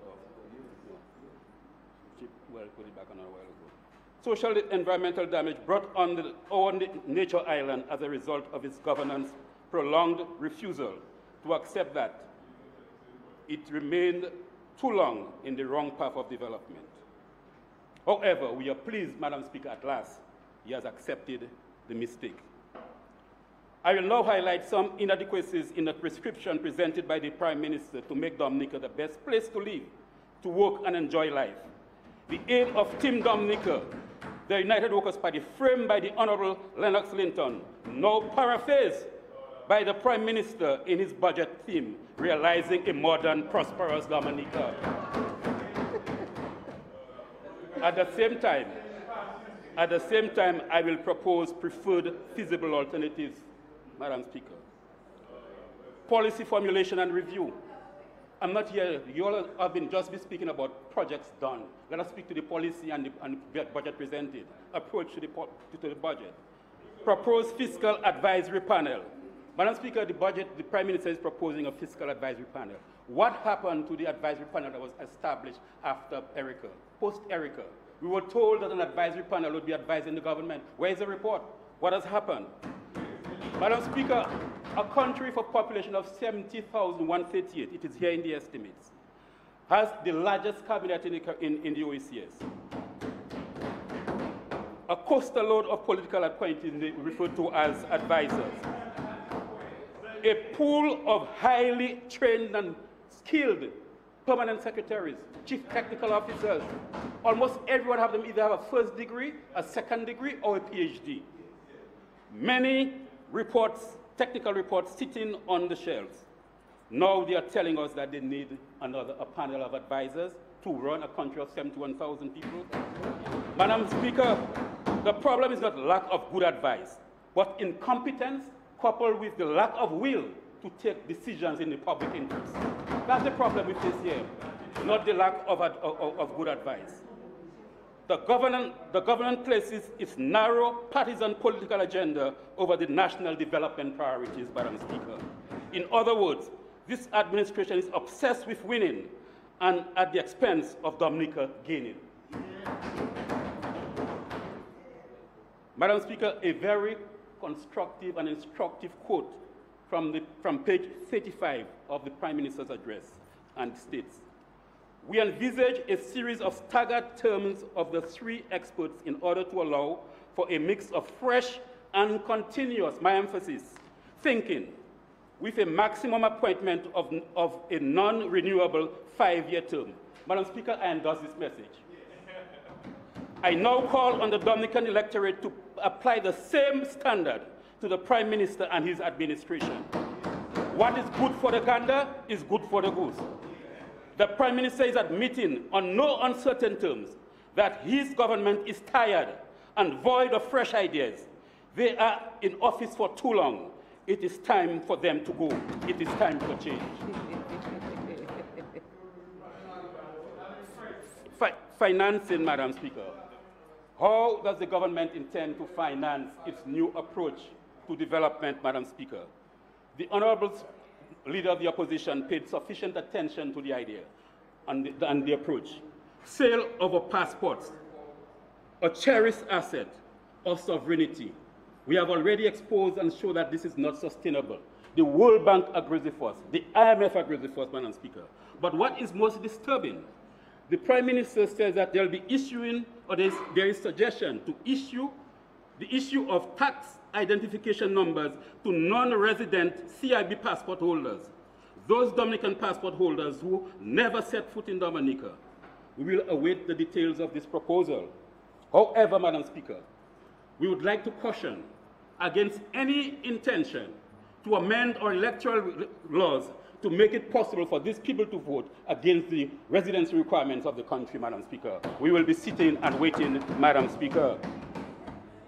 Madam Speaker, we are saying that we need a more revolutionary approach to the development of this country. We call for bold initiatives in economic sectors, modernize the fishing industry. We appreciate the fact that, yes, you give a couple boats here and there, Castle Bruce, for example. We appreciate that. It is good. But by now, you should have at least 3 fleets of trawlers in the free fishing complexes so that people can go out there for a week or so and fish, Madam Speaker. Green the economy. Let us hear the policies for greening the economy in this time of climate change. Restore the banana export industry to pre-Black Sigatoka levels. Maximize linkages between agriculture and tourism. And the list can go on and on. Time will not allow me to detail that, Madam Speaker. Madam Speaker, what are the pillar projects that will sustain this new development model? They are just rehashing the same projects, Madam Speaker. Projects we have heard for years upon years upon years, Madam Speaker. Geothermal energy. To save face, this continuation of this project is basically to save face. And I support the Leader of the Opposition, United Workers' Party position that we will suspend development of this project, and will give you reason why, Madam Speaker. Madam Speaker, the Dominican Labour Party, this administration, suspended work on the international airport, and they dumped over $250 million at Melville Hall, and they are still putting there against searching for night landing. Now it's dust landing. Madam Speaker, when this government came into office, they made under construction a stadium. They dug it up, the foundation, dumped $20 million in the ocean. Instead of taking the project or asking the Chinese, can you redevelop the design to take in consideration what is there? It is still there. Or put the stadium elsewhere, say in Portsmouth, it is there, Madam Speaker. When this government came into office, they made detailed proposals for the rehabilitation of Roseau Road Reinstatement Project, Madam Speaker. The Kuwaitis came into Dominica. We did the presentation. I was one of the consultants. They're check in their back pocket, ready to give over $45 million for Roseau Road rehabilitation. Instead, the government chose to build a palace. They got $30 million plus to build a palace instead of refurbishing Roseau, Madam Speaker. Now we tell you we can suspend. Madam Speaker, every expert is saying to you that the geothermal project in the valley is not sustainable. Why? I'll tell you why. One, the depth of the wells, they said it is too deep, so therefore maintenance of the plant there'll be a lot of corrosion. Madam Speaker, the project that was said would be giving us some 60 megawatts of electricity to sell to France. The minister, who is now Minister of National Security, even told us it would have cost us 10 cents per kilowatt. And right now, today, they cannot get one private sector to buy into the project, Madam Speaker. Madam Speaker, the fact that these international agencies are giving you money for it, it is not justification for the project, because it is just a PR for them. We are in the age of renewable energy. So therefore, when they give you a 20, 15 million, it's PR for them, because they want to give, they tell you they give small island developing states, but the billions are going to the other countries, Madam Speaker. So, Madam Speaker, we are telling you, the experts have advised, and we believe it and we accept it, that Dominica can get renewable energy self-sufficiency within 3 years if you concentrate on hydro, solar, and wind, coupled with more efficiency in the system and in individual homes in terms of retrofitting, etc. In fact, the statistics will show that comparable with geothermal, you have hydro cost you 60% less, wind 55% less, and solar 55% less. We are now putting down a system, Madam Speaker, based on the costings that they gave us.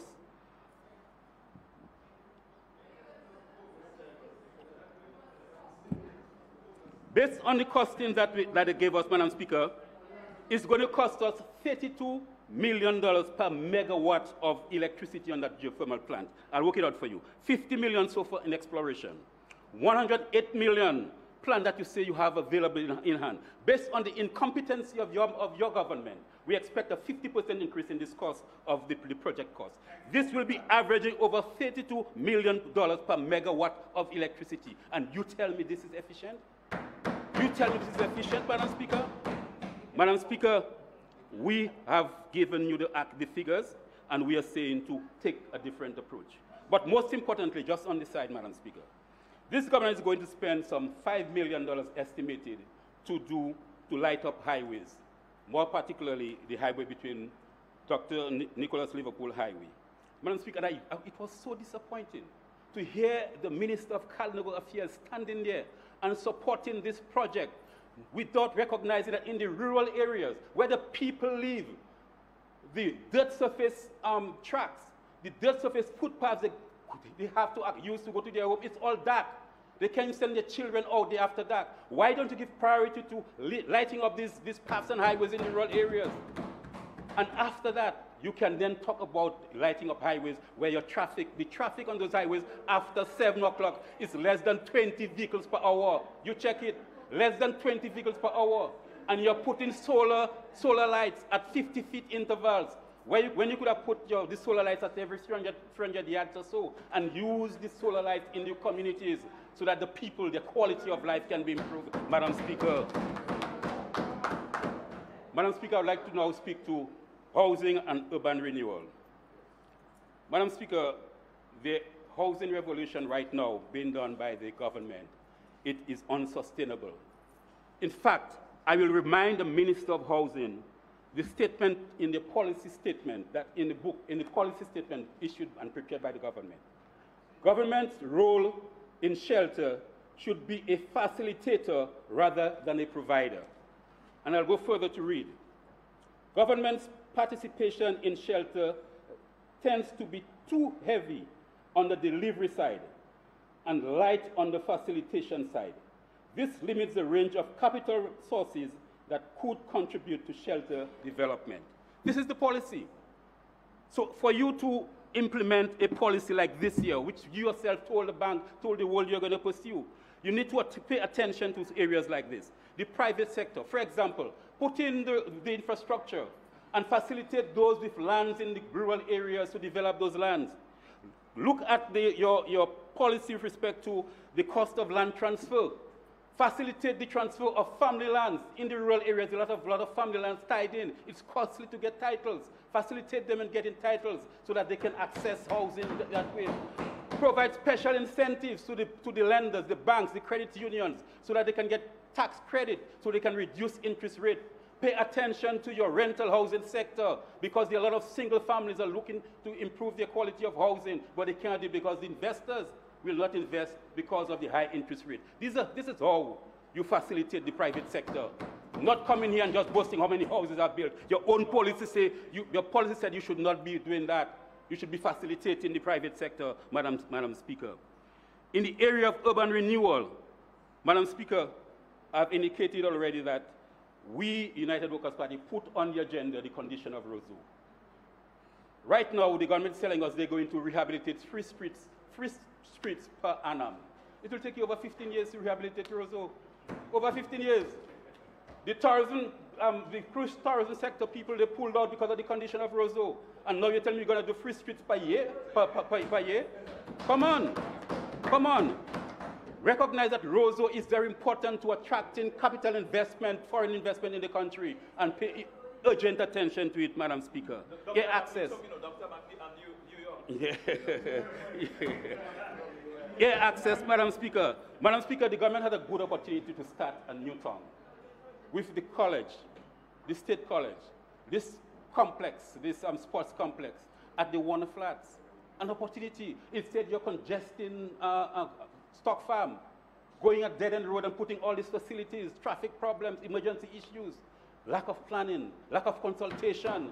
These are the issues, Madam Speaker. That is how you're going to get to a modern Dominica, not this piecemeal approach you're taking to the development of the country, Madam Speaker. Air access. Air access, now we are talking about $5 million per annum, US dollars per annum in a special fund, 60 million, 100 per month, sorry, yeah, 60 million US, yeah, 60 million US, 160 million EC per annum. Madam Speaker, a couple months before the 2014 elections, there was a news item, $1.3 billion for MOU signed for an airport, new airport and hotels in Dominica. Prime Minister, fake news. Fake news. Even the Chinese in the government of China had to put out a disclaimer. Fake news. Now you're telling us that you are going to use CBI money that is dipping. Look at the statistics given to us by the Prime Minister at the last sitting of the House. You consider the drop. And now, given the situation, international community, you expect it to drop. The World Bank, the IMF tells you that it's not sustainable. And then this is how you're going to build an international airport. Elections coming. You won't even tell us where you're going to build that international airport. It's top secret. Madam Speaker, we will pursue, United Workers' Party will pursue the program for international airport development as detailed in our manifesto, 2014 party manifesto. In the meantime, we advise the government to improve air access. What you need to do, north and south of Dominica, there are 13 international airports.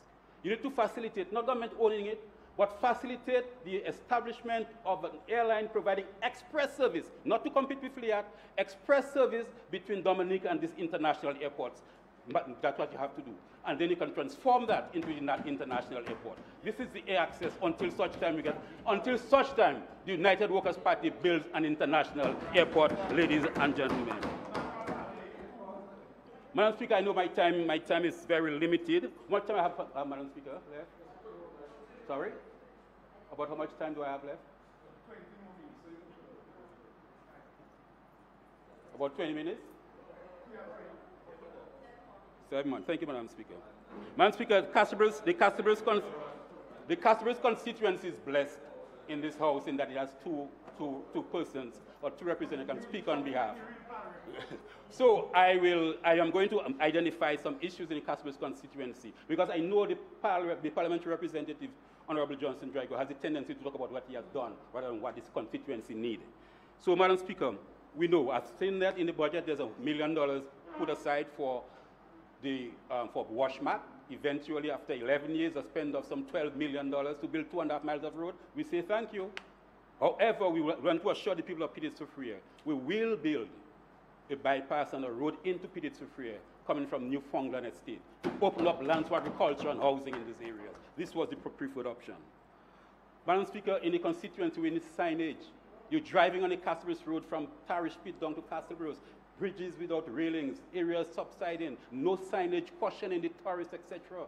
Recently, I had to assist, well, the member for the Kalnoga territory can say that. We had to assist a foreigner. This vehicle was sitting right on the path, right on the sidewalk, on the bridge, on the Riviera Law Bridge, and we came and touched it. This is the situation. We need to pay attention to these issues, Madam Speaker. Madam Speaker, Honourable Lauren Barnes Roberts, who is now ambassador, claim to fame in the Castlebrooks constituency was the construction of the Castlebrooks Reunion Hall. I don't know why you have to call it. Is it necessary to call the person's name? Yes, Madam Speaker. Well, I don't think it is. You just say for what you. it Madam is. Speaker, I'll do almost anything for you. Refrain from calling people's name that way. Madam Speaker, her name was called until to the point where you asked the individual to identify her as ambassador. Now you tell me not to call her name. I'll do almost anything for you. What I'm telling members is that if you can't call a person's name in a complimentary way, don't call their name because they're not here to defend themselves. Madam Speaker, this is what I'm saying. Madam Speaker, I withdraw it. Okay? If the person is not there to defend what uncomplimentary you're saying, it's unfair for you to call their name. Madam Speaker, I withdraw the name. Thank you very much. Yes, Madam Speaker, as I was saying, the Castlebrooks Reunion Hall, built during the reign of the Honourable Lauren Barnes Roberts, was built, I said built during her reign. So, Madam Speaker,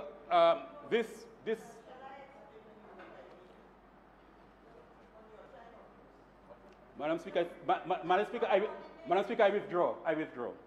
So, Madam Speaker, I was saying that this reunion hall is now a threat to public safety in the Castlebrooks constituency because it's now a ruin, but the galvanized are loose on there. And we're in the hurricane season. Next door is a secondary school that might be used as a hurricane shelter. We cannot allow that to continue. I'm calling on the government to please remove the loose galvanized on the reunion hall at Castlebrooks. Madam Speaker, the playing fields, the government, as a result, you had Petite-Soufrière playing field destroyed, Saint-Sauveur playing field destroyed with the construction of the primary school. Castlebrooks, right now I see that squatters are coming on the edge of it. I hope the Parliament is aware of that and will stop it. And Good Hope has absolutely no playing field. We hope that this year, 2017, 2018, these issues will be addressed, Madam Speaker. The people of Good Hope Tranto Resource Center, they have been calling for it and asking for it for a very long time. You have 4 minutes left. Thank you, Madam Speaker. The people of Good Hope, this area was identified as a disaster area after Tropical Storm Erica. We are paying attention to the people of Petite Savannah and others. The people of Good Hope and Soufrière needs attention. We need to identify lands for the relocation of those persons whose homes are now hanging on this landslide, Madam Speaker.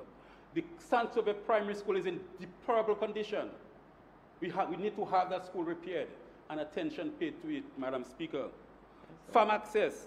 The Minister of Agriculture is from the constituency. We're hearing all sorts of farm roads and feeder roads being built all over the island, but none in Castle Bruce. Not one in Castle Bruce. Yeah, well, you can repeat that if you want to and quote me. The Jalousie Road, continuation phase 3. Can we see phase 3 completing this financial year? And I could go on, Madam Speaker, that the Castle Bruce constituency, particularly Castle Bruce Estate, I see that there is some money allocated for the refurbishment of the irrigation system. The irrigation system in Castle Bruce Estate was built for what, $4 million? Never utilized. Years now it is in such a bad condition. Can we get this place rehabilitated so that Castle Bruce can become the vegetable basket for Dominica, if that happens, Madam Speaker? Madam Speaker, with the few minutes I have, I'd just like to spend on one area, and that is the question of transportation, roads. My colleague will speak on public works, etc., but roads. Madam Speaker, I would like the government to stop looking at transportation just as culverts, bridges, and concrete. We are in 2017, approaching the second decade of the 21st century.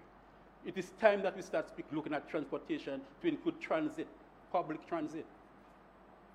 And I'm calling for the government to do a pilot study, a feasibility study, to establish a pilot transit system, public transit system for the east, southeast. Roseau, La Plaine, Kalinago territory. I'm not saying how it will work, the feasibility study will do it.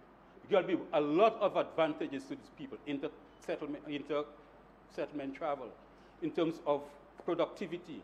You find many of the young women, Madam Speaker, going to getting a job in Roseau. Because the salary is so low, they have to be bombing ride to get back home. But if you have a transit system that serves that area, transportation costs will come down. But most important, it will be reliable, dependable, clean. So I'm not asking to put it throughout the island, but we have to start somewhere. And I'm suggesting that we consider starting that on the east, Madam Speaker.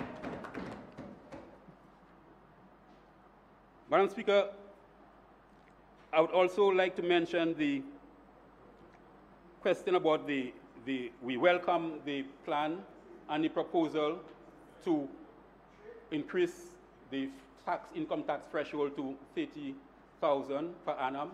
However, the majority of the persons that we need to assist are actually below that level. They don't pay tax. But their cost of living is still there. We cannot increase the minimum wage. If we do, maybe the employees might complain in this poor economic situation. However, you can adjust. You can pay attention to the cost of living by looking at the size of the food basket, zero rating more items. You have half a minute left. Thank you, Madam Speaker. Reducing the VAT, etc., on some selected items so that the cost of living can come down for the poor people, Madam Speaker. So, Madam Speaker, in conclusion, I would like to state that the budget as presented by the Honourable Prime Minister does not speak to the issues, the theme, that he wants a modern Dominica. The United Workers' Party has been calling on it all the time. But when you read through, it has accepted in the budget that the path of development that his government has pursued over the last 7 years has failed. And therefore, Madam Speaker, it is time for change.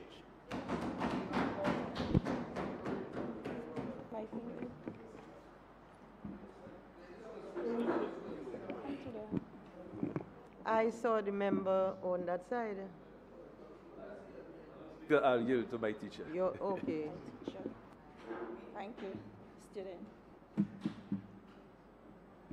Okay, Madam Speaker, having listened to this strategically focused budget and the critical areas highlighted for economic growth and measures to alleviate poverty and improve the well-being of the people of the Commonwealth of Dominica, I am pleased to support this 2017-2018 budget. As Minister responsible for Social Services, Family and Gender Affairs, I am elated to note that the 2017-2018 budget addresses poverty alleviation and provide a social safety net, continue to provide a social safety net to the people of Dominica. My ministry stands poised and ready, Madam Speaker, to carry out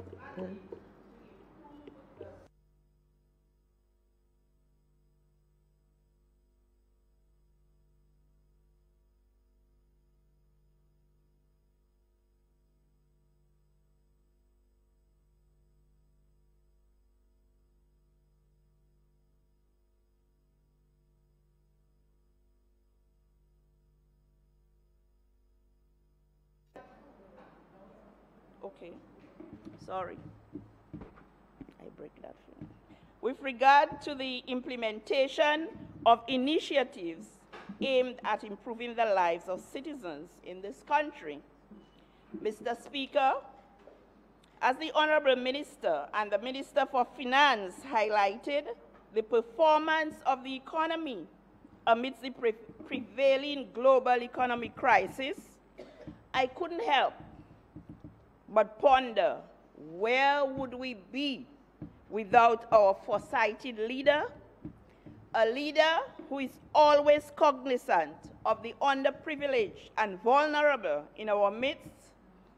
A leader whose determination it is to create an enabling environment to bring dignity to the lives of our citizens, and also not the underprivileged and vulnerable. And that is why I can assure this Parliament that my ministry is ready to execute government's mandate through the effective implementation of our programs, that's our social programs. Madam Speaker, in this year's budget also, the budget is an all-inclusive one, and it lent to a modern Dominica. It will lend to a modern Dominica. Mr. Speaker, my ministry stands to benefit greatly in both the medium and the long term. The move to address the plight of the cancer patient, this is one area which will help my ministry, because we spend a lot of money helping patients, cancer victims, not only the victims, but also their families, in buying medication for them and in giving them some support, seeing what they have to go through. And with the measures placed in the budget to help in meeting the cost for their medication, it will also help the Ministry of Social Services, which we can get more money to help other people in our community. However, I wish at this juncture, Mr. Speaker, to highlight some achievements, because that's what I'll be doing in this budget, highlight some of the achievements of my ministry in the 2016-2017 period, to share some of the projects and programs for the new financial year. I would also like to highlight some of the programs and projects which took place in my constituency during the reporting period, and to speak of the new projects that my constituency will be receiving. The Ministry of Social Services, Family and Gender Affairs comprises of 7 divisions, but I will just focus on the main ones.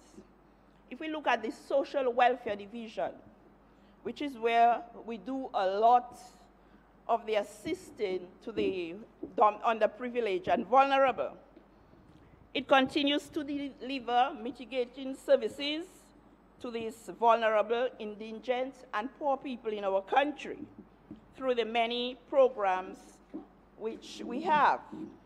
We have the Public Assistance Program, Mr. Speaker, as part of this thrust to pay attention to the vulnerable and the poor also. And this compassionate government, Mr. Speaker, continues to ensure, in spite of the fact that you hear that everything should be in the Social Services Department, the Social Support Program, but these are 2 distinct programs. And I will not go into that, because I remember speaking to that already and explaining the difference between the 2. But in the Public Assistance Program, which the Ministry of Social Services runs, and it's administered by the Welfare Division, it's a program where we provide relief to people. We do not just do that, they come and we provide the relief. It's a drawn-out process, but we are trying to close the gap and making it a shorter process because some of the cases are so urgent. So we send, when the people apply, we send the people to assess the family situation. And then a report is written, an assessment is made. Oftentimes, you have subjectivity in reports. So sometimes you have to find other sources to collaborate what is being said to ensure, just to ensure that you give proper support to those who really need it. And I think we are doing a very good job of that, Mr. Speaker. Mr. Speaker, in the year of reporting last year, we spent in excess of $6 million helping these people. And the help comes from the physically challenged, the same thing that we have now that the ministry, the budget is addressing, where people can't go to work. They have physically challenged children, and they have no way of earning an income because they have to stay home. We have a lot of cases like that. And my ministry comes in and helps the family when the report is done. Because if it's one person, one child, the amount given is like $150 a month, Mr. Speaker. For a family allowance, where you'll have more than one children in the family, mother not working, father not working, they're on it, you know, they may have some physical problems. We give the family $375 in that area. We have allocations of $255. So you can see, although we are trying with that, but these amounts cannot really assist in every way because some families some people abandon their families, and these people only depend on this allowance that we have for them. So in some cases, when they encounter immediate difficulties, that's where the support program comes in. They may have medical conditions that they have to fly overseas. That's where the support program comes in. Educational assistance, that's where the support program comes in. And so we will continue to partner with other government departments to provide training and employment creation initiatives.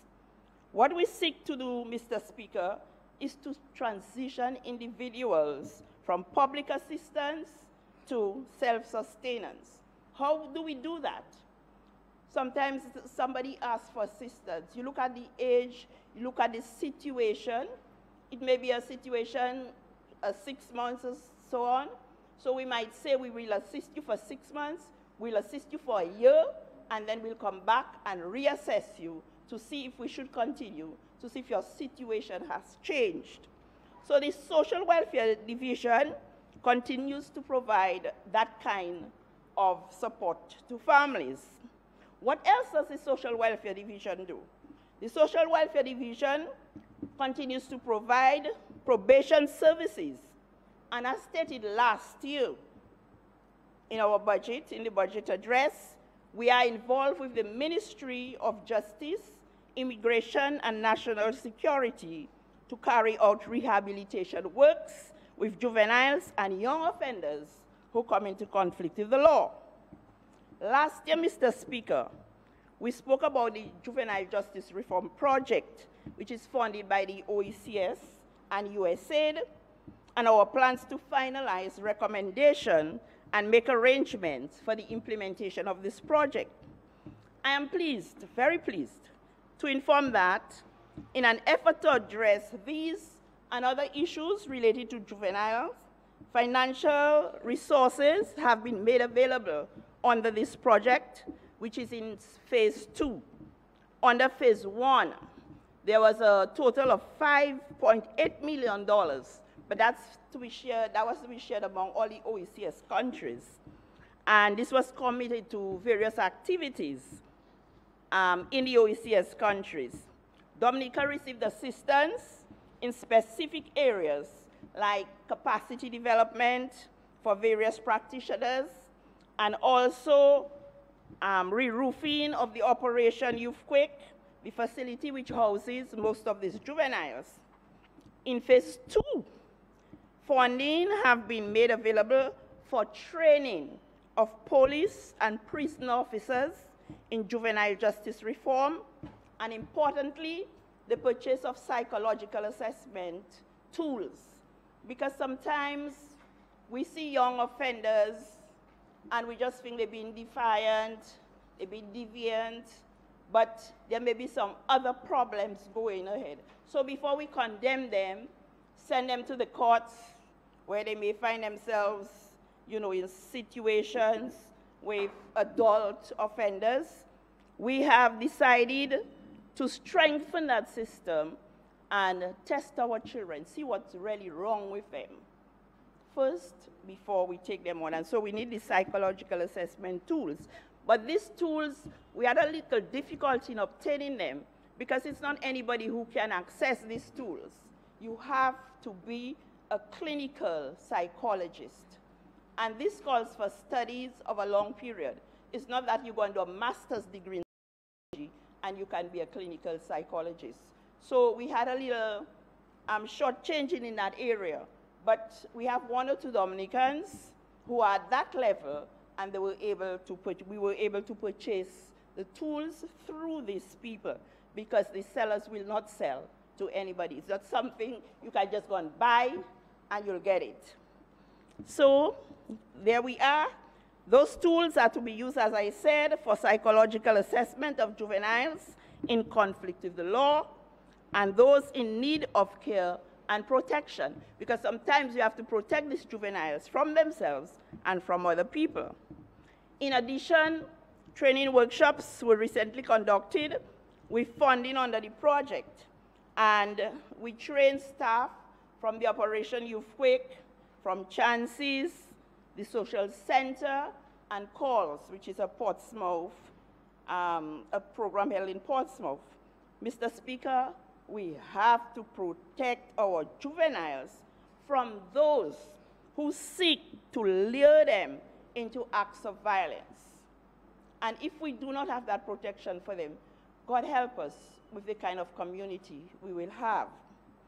Government has also received technical assistance in putting together the final drafting proposal for 5 OECS family model bills.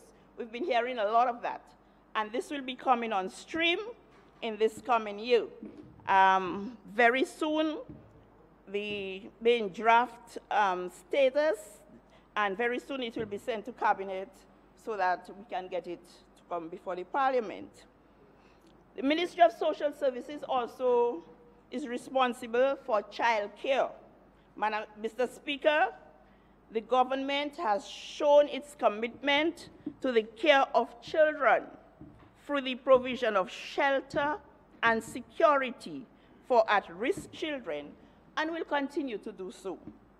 Some of the protection services are implemented through Chances, the government-owned residential home, which provides short-term residential care and emergency accommodation for children and young people in need of care and protection. We do not take, it's below 18.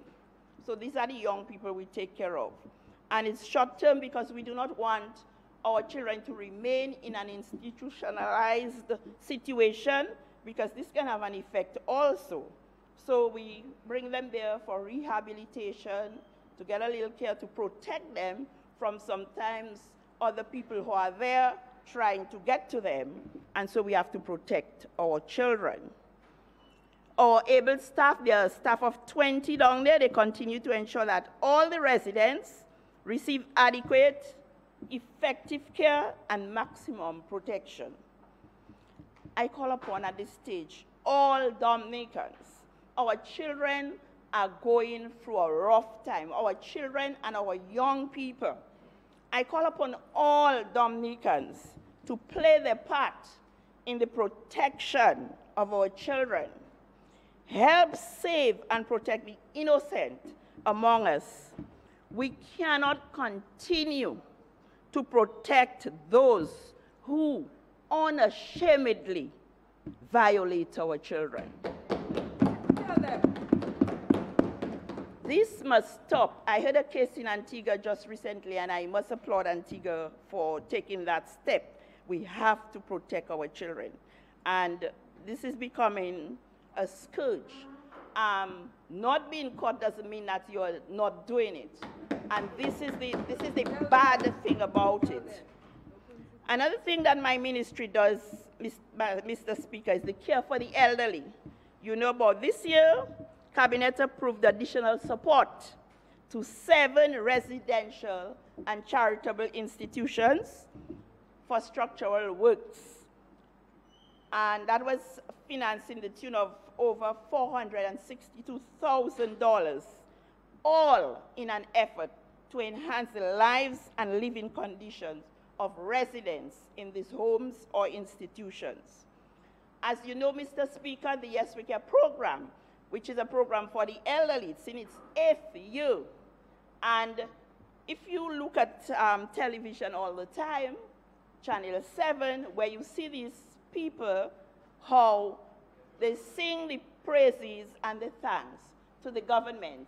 And I really, you know, this is a program, the elderly should be close to our hearts.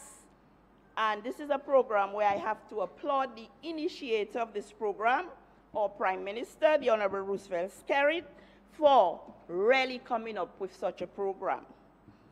The Labour Party administration is committed to the continuation of this program. And it's evident in the allocations that we have made for this program. Last year, we had $1,021,858 allocated for that. This year, some of our people, our clients, are dying. So, but as some go, so others come in. But what this, and some people are going into homes also. What this has done, Mr. Speaker, this program, it has really opened the eyes of some of the children of the elderly. And people are seeing now, children are seeing now that they have to care for their parents. They have to care for their grandparents. And so we are seeing the help that we give in some instances, it's really lessening because the families now are coming on board to assist us. And they'll just say, you know, for example, they may just need somebody to sleep with their elderly parent for the night, somebody to be there during the day with them, and they take over, they'll buy the groceries, which reduces the cost that we have to spend on it. And so this year in the budget, from the $1,021,858 of last year, this year's budget has allocated $1,026,358 for this program as a result of the cooperation from families, so our cost is a bit reduced. So this extra $5,000 will go into training of staff, because we have to continuously train the staff. There's a special way you have to deal with the elderly. We have to train them in ways of how to lift up the people. You can't just go and pull an old person, call them all kinds of names and, you know, treat them bad. So we have to train our staff to be kind, because we all will get there someday. It's just that some get there before us. It's just like dying. Mr. Speaker, the other department that we have, the Adult Education Department. This division seeks to improve the literacy skills of the adult population and to promote activities aimed at lifelong learning skills, and that's for self-reliance and to improve their prospects for employment. You'd be amazed at the number of people who have gone through that adult education who did not go to high school. Not going to high school is not the problem, but it's what you do with the time that you have. And you see people who never put their foot in high school, but through these programs have bettered themselves. Do it one by one to get one CS. Some of them start with the CCSLC, the competency exam. From there they graduate to the CSEC exam, which is the secondary school exam. And now we have the CVQs, which is skill-oriented, and people are graduating to that. So the adult education continues to work towards the realization of their mandate, which is the promoting and upgrading of the nation's human resource in an effort, all that in an effort to alleviate poverty. The Division of Adult Education is well placed, therefore, to harness the available resources to provide a second chance to those who seek to obtain matriculation requirements in order to take advantage of the opportunities which will become available in this modern, prosperous Dominica. There are endless opportunities. You heard, I will not go into them again, but you heard of all the skills that will be needed in the hotel sector. Even agriculture, which is becoming a more, it's not the agriculture that we knew in the past. You need financial brains in agriculture now if that sector has to survive. And so our people must be there, standing ready to take advantage of the available opportunities. And I would really like to commend Mr. Speaker, the Adult Education Division, for their relentless efforts in providing many Dominicans with this opportunity. They must be commended also. They did a parenting education because you have to bring, we have the young people, you have to bring the parents along. It's just what the budget provides for the physically challenged people that we have to train the parents to. So too, the adult education, while they train dropouts, they give second chance to people, they are also bringing on the parents along to do some parenting, give them some parenting skills. And so a program was held in Mont John, Dodan, Portsmouth, La Plaine, Savonpai, Bagatelle, Concord, Calibishi, and Woodford Hill. About 440 persons graduated from this program, and Mr. Speaker, we see an increase in budgetary allocation of over $50,000 to the department to continue to provide the necessary training to those who access their service. So hats off to the adult education section. A very important component of our ministry is the Basic Needs Trust Fund, the CDB program. I know this has been a nemesis for a lot of people because we are not in control of this program. It's a CDB-run program. And Mr. Speaker, what this program does, the Basic Needs Trust Fund, is also a program which undertakes poverty reduction initiatives. We are now under the BNTF 6 program. I think the member for Wesley is not there. I think he asked that question once, but I hadn't got the opportunity to answer him. But there were 2 sub-projects that were not completed because of a contractual situation. They were not completed before the terminal disbursement date, which was July 31st, 2015. These sub-projects were the construction of the multipurpose facilities at Penville and Wesley, respectively.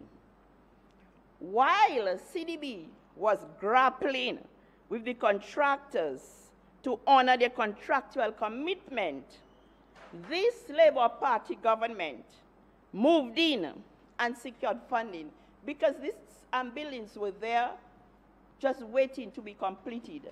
But there was this thing going on between CDB and the contractors because of some issues. And so here comes, and who comes to the rescue? Citizenship by investment. So this money was used from CBI for the completion of the facilities following a tender process. A tender process. Although the program had started, we did not just take contractors and say, we want you to complete.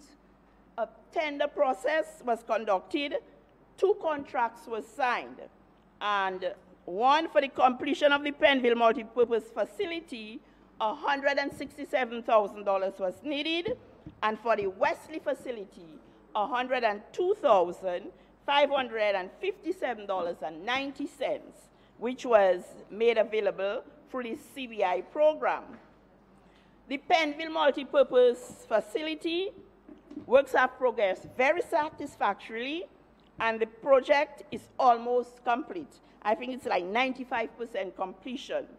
What is left to be done include fencing, installation of electrical fixtures, and then the testing of the electricity.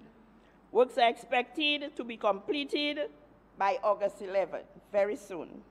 The Wesley Resource Center, on the other hand, it's like 85% complete. And the works needing completion on this is the installation of the kitchen cupboards,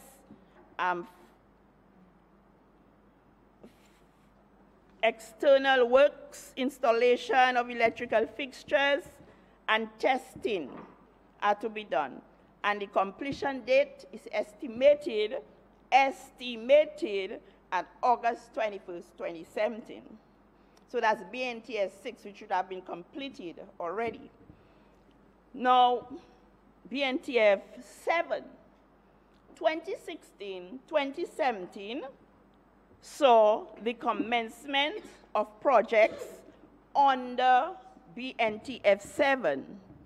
Therefore, the 2017-2018 cycle, which we are in now, involves the continuation of implementation under the BNTF 7 program. What happened? Why we are there? The passage of Tropical Storm Erica. That led to, we had to refocus the projects that we had. And because, you know, a lot of things happened and some priorities had to be placed aside.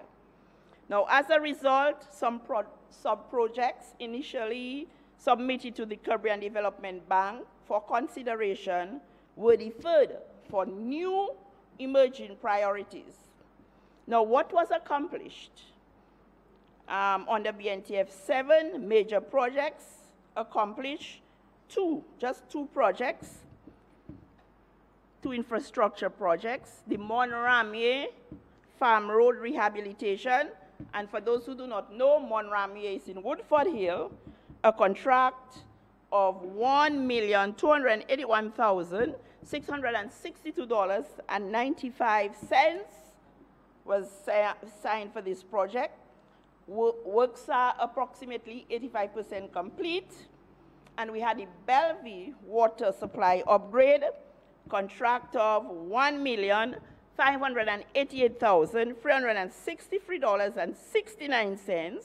Works also well advanced, 85% complete. Under the BNTF 7 also, we had life skills training project entitled Assessing Livelihoods and Enhancing Capacities. And that was implemented at a cost of $214,245. And what this project did was target residents from the communities of Petite Savanne and Dubic, those communities who were affected by the storm. Having placed them in their new area, we had to find ways of giving them some sustainable life. And so that project came about to provide them with the skills necessary. Another project under the BNTF 7, the Collio Primary School toilet extension, very expensive project. That project was initially targeted for funding under BNTF 7, but the implementation was slow. And so this government, the Labour Party government, given this situation with the students wanted to come back to school. We had to come in, abandon the CDB program, and put in some monies from CBI again to ensure that the Collio children had a place to go for their schooling, because you can't open a school without washroom facilities. And for the Collio children, and they came in January, they came back to their area in January this year. And this made a great improvement in their performance at school. They did not obtain scholarships, but sometimes when we measure achievement, you have to look at your base.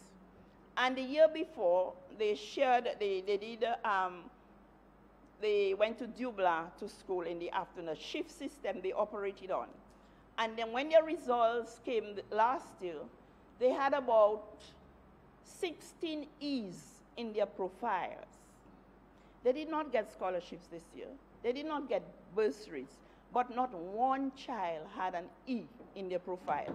And this is remarkable performance. And they only came to school in January, and the exam was in May. Imagine if they had they were there for the entire school year. So I have to say congratulations to them. So we are looking forward in their new facilities to have better results next year, God willing. Now, what is left to be done on the BNTF 7 is the Collio, well, again, Tropical Storm Erica, the Collio Primary School River Defense Wall. It's approved for implementation on the BNTF 7, and the contractor, Sorrel Consulting, will take as independent consultants. The contract documents have been approved by CDB, and on July 20th, 2017, pre-qualifying contractors were invited to tender, and tenders are to be returned and opened on August 11, 2017. Because Coliho River is a dangerous river. This is one of the rivers where they say the Kalinago people turn them off. So every time it rains, it's looking for its original path. So it will burst through walls, and it will do anything to find its original path. So this wall is the one that's needed. So that ends the BNTF 7 projects. Under the BNTF 8, again, we had the implementation which has started. So BNTF 7, in the interest of time, and BNTF 8, they are running concurrently. So, because they ought to finish by December of this year. So what we have is the implementation of Dubla River Defense Wall. And people may say, oh, but that's your constituency. But these were already there and approved before I came in. So that wall has started. If you go to Dubla, it looks very good. The contract was signed in the sum of $590,736.25. But there were some variations. The wall has to go to the end of the sea. And so a new amount had to be approved, an additional $85,283 for the extension of the wall.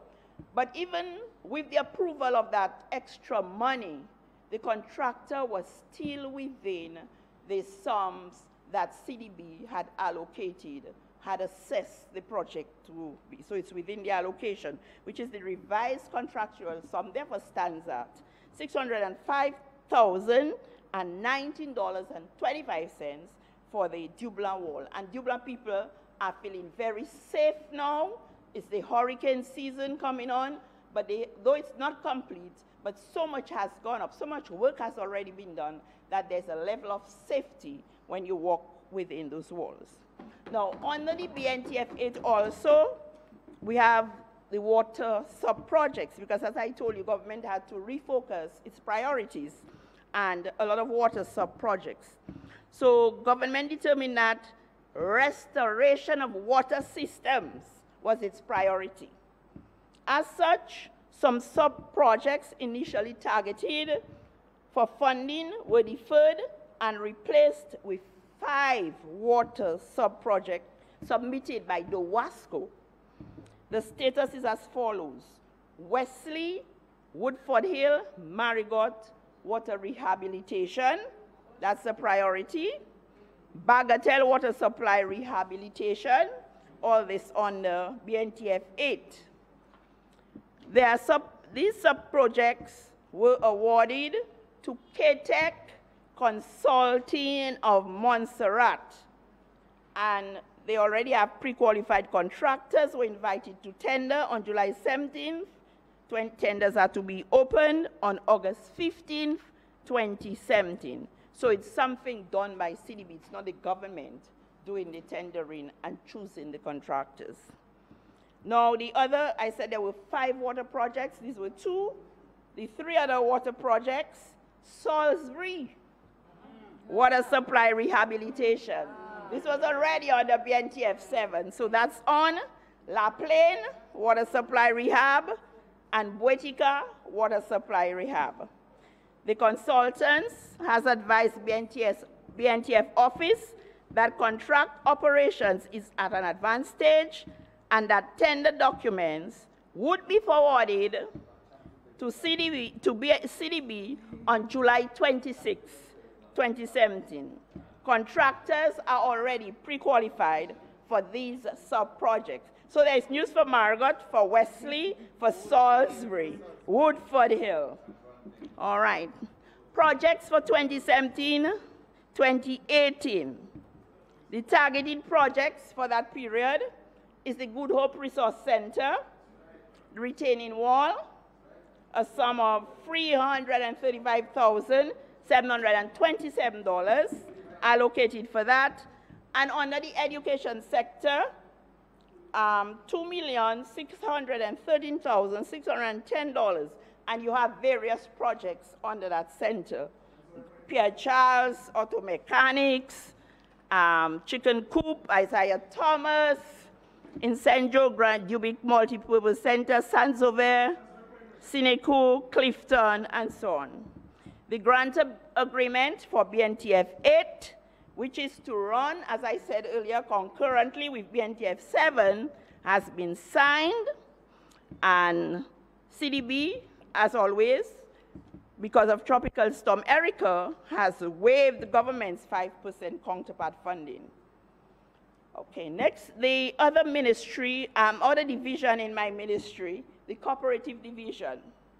The Cooperative Development Division of Dominica is the arm of government charged with the responsibility for the development of cooperative societies in Dominica and implements programs and activities geared towards fostering a climate that will enhance the advancement of such entities.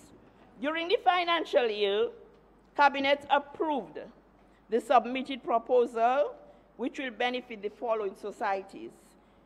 Believers Multipurpose Cooperative, $200,000. The Dominica Beekeepers, $200,000. Home Industries Cooperative, $150,000. Stars Multipurpose Cooperative, $72,000. Northeast Cocoa Farmers, $55,000.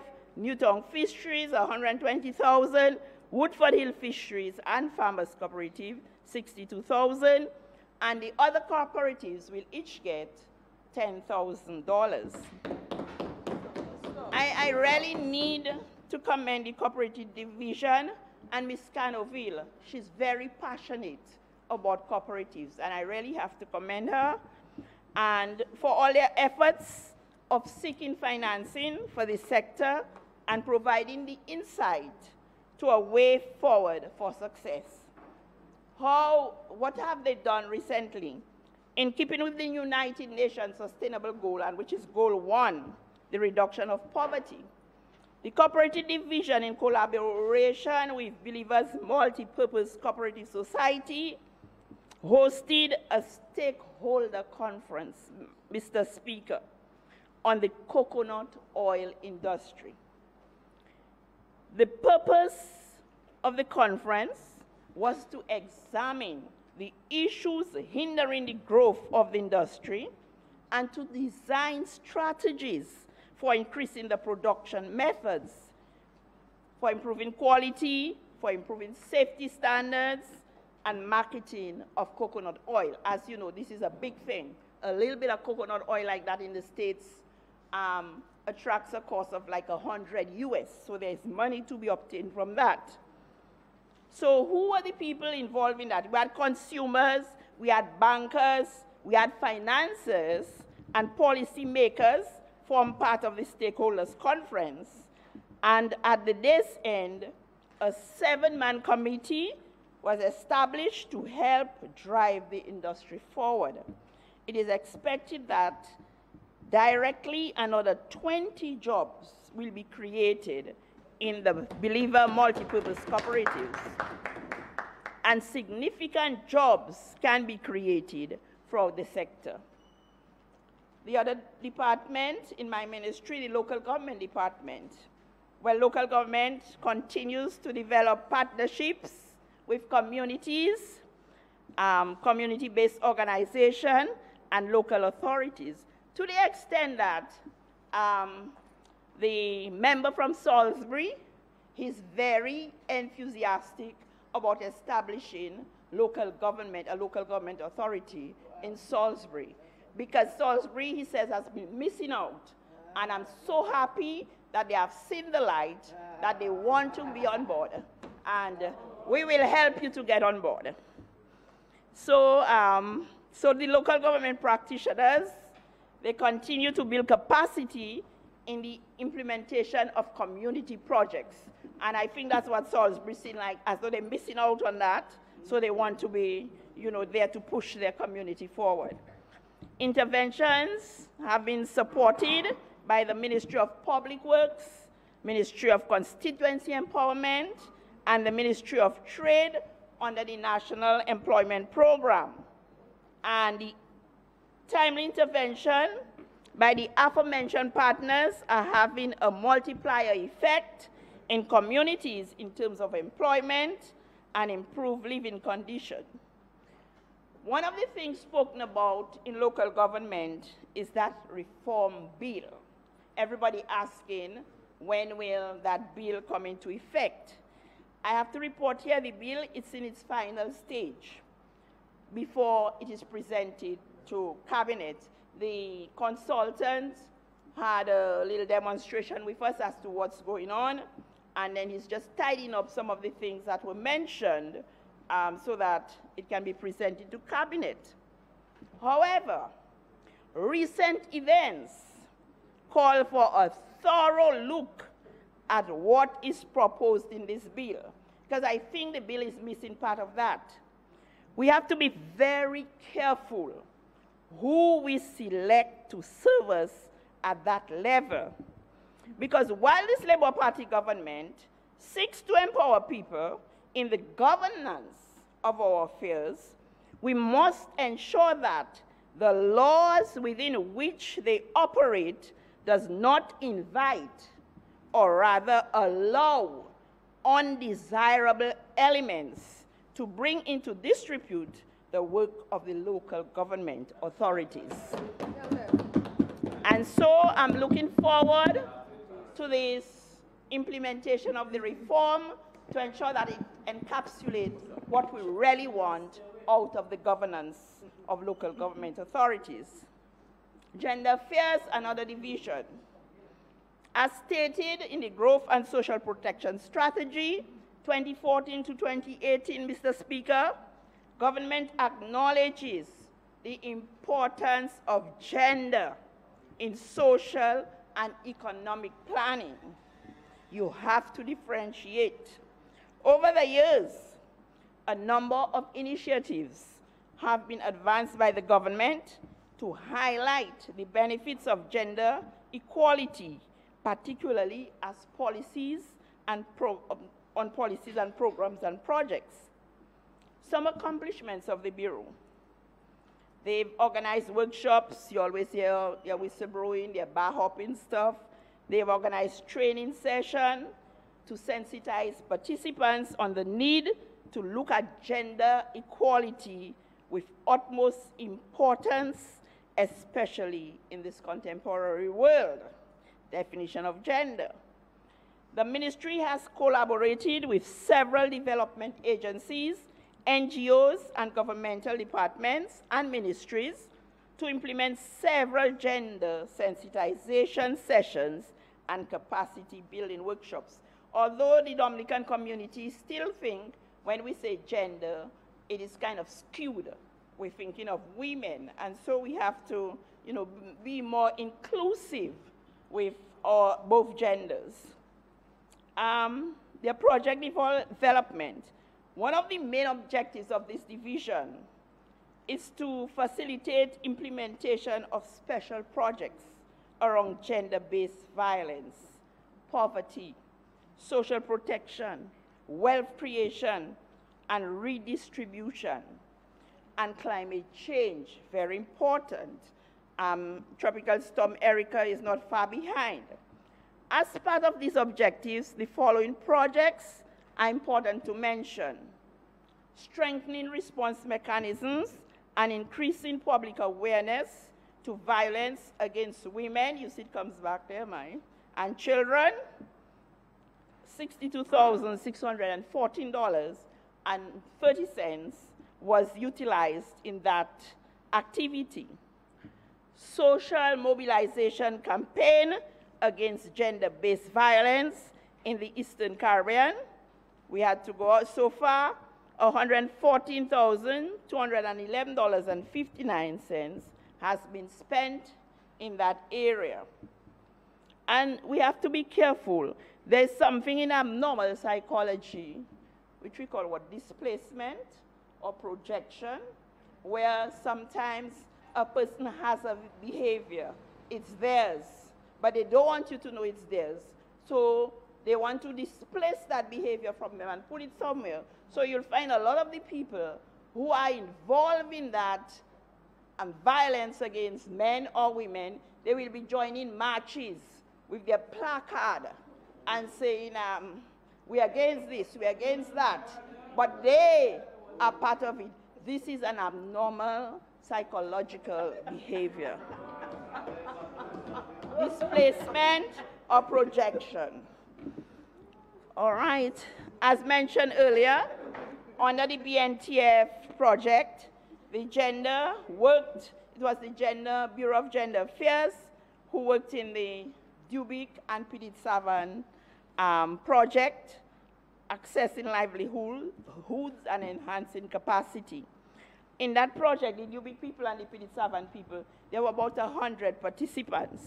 And the skills that they obtained from that, training opportunities, plumbing, computer literacy, garment and soft furnishing production was some of the skills which they received. So that was very good for this.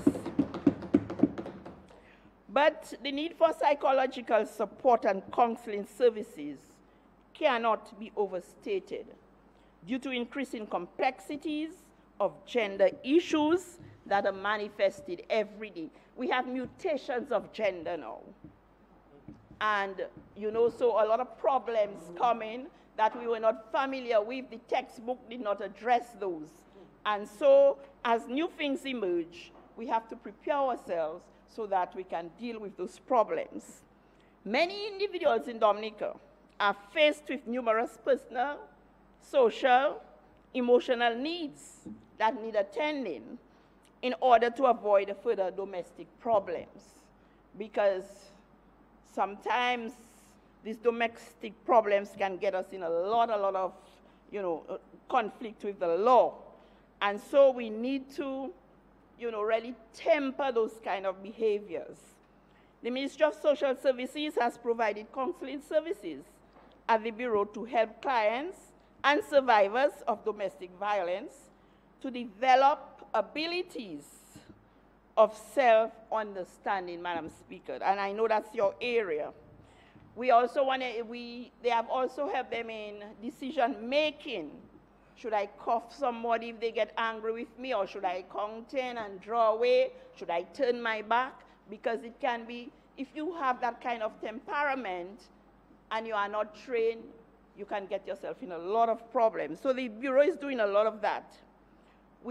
At that Bureau, they also do, Madam Speaker, life planning and modification of behaviors. That's like Pavlov and this kind of people visit, to be able to adjust to their social, emotional, and economic environment.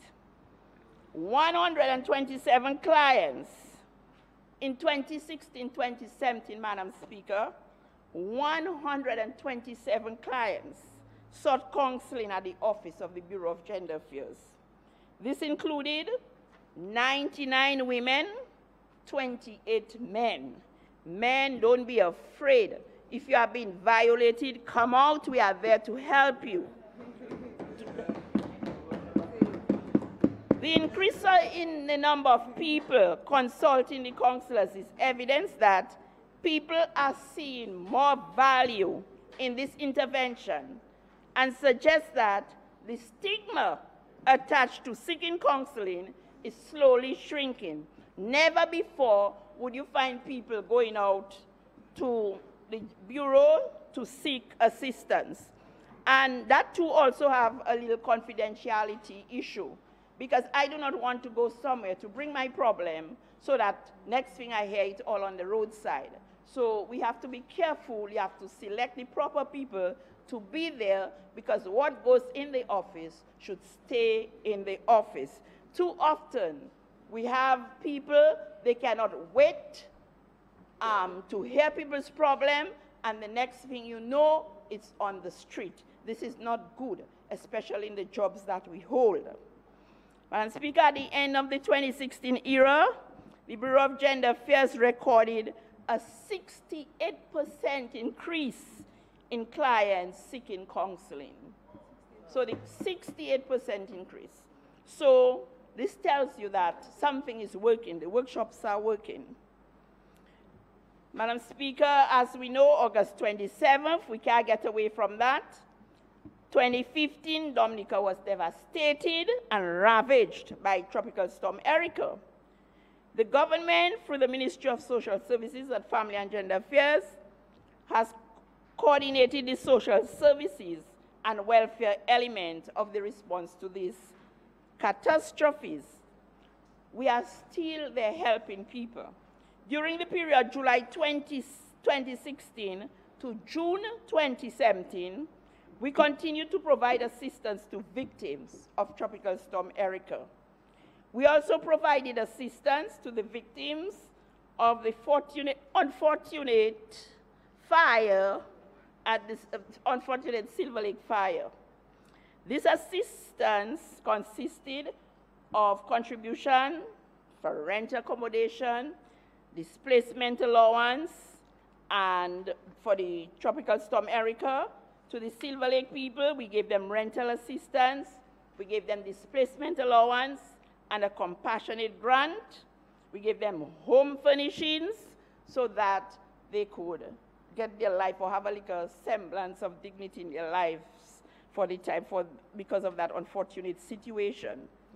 Rental assistance to Tropical Storm Erica victims for the period July 2016 to June 2017 was provided to an average of 190 families in the amount of $1,888,925. Displacement allowance for Tropical Storm Erica's victims for the period July 26 to June 2017 provided to an average of 280 families in the amount of $1,554,387. You know who had the biggest share. Rental assistance for the Silver Lake fire victims for the period January 2017, because the fire was in December 2016, to June 2017, was provided to an average of 9 families, because out of the 18 families, some of them were still at the shelters, and some of them were with families. And an amount of $46,050 was spent. This $46,000 also included the $20,000 for the compassionate allowance. Displacement allowance for Silver Lake fire victims for the period January to June of this year, January 2017 to June, provided to an average of 17 families in the amount of $25,600. Madam Speaker, this government can be relied on in difficult times to respond to the needs of displaced people.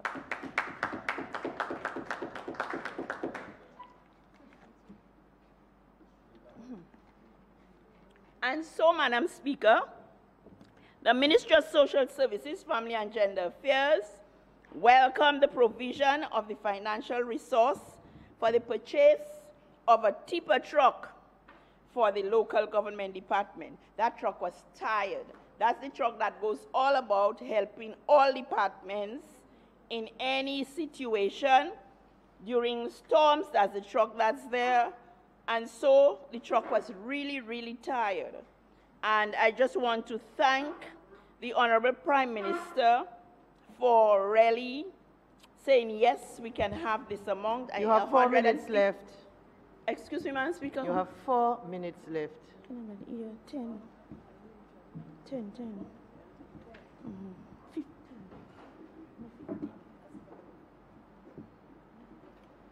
Madam Speaker, I want to ask that we, I want to move that we give the Honourable Minister an additional 15 minutes to continue her contribution. Seconded, Madam Speaker. It has been moved and seconded that the Minister be given a further 15 minutes to complete her contribution. Those in favour? Aye. Those against? The ayes have it. Continue. Thank you. Okay, I'll go quickly, Madam Speaker. And so for the local government, I was saying thank you very much for the tipper truck. Also, Madam Speaker, people are becoming more involved in community activities. And so we have an increase this year in the allocation for the National Day Community Service. But let me urge people who are submitting for National Day Service to take on projects that you can complete on that day. So it will really be a National Day service. And submit your proposals very early so that it can meet with, acceptance or approval. Madam Speaker, I'm running on quickly to my constituency. I want to thank the Minister of Health and the Environment for being there, the support that he's given me for the construction of the health center in Collihu. Madam Speaker, concerning the health center, he may will speak to that. I can report that a portion of land, about 5,286 square feet, has been approved by the Bishop for the building of that health center. And so this year we will see work being started. The design brief was facilitated by the architect, Ministry of Health and Environment, for the construction of that. So we are well into that development, and Colliho will see the start of it. For sports in Colliho, Madam Speaker, the children, they've been crying for that sporting facility, a facility damaged also by Tropical Storm Erica. Minister of Sports, Youth Affairs, and I have to thank the Prime Minister very much for that initiative, because he really pushed that something was in the budget for the sporting facilities in Colliho.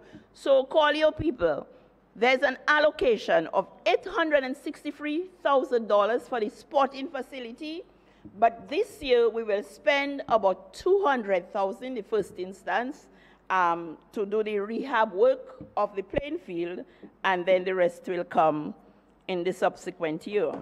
So thank you very much, PM, and thank you very much, Minister of Sports. Madam Speaker, what has happened in my constituency? We've seen an injection of a lot of funds in various areas for housing assistance in the Colliho constituency. In the year that we are reporting, $974,779.69 was approved for housing assistance. Housing renovation, we had some washroom facilities, $190,000.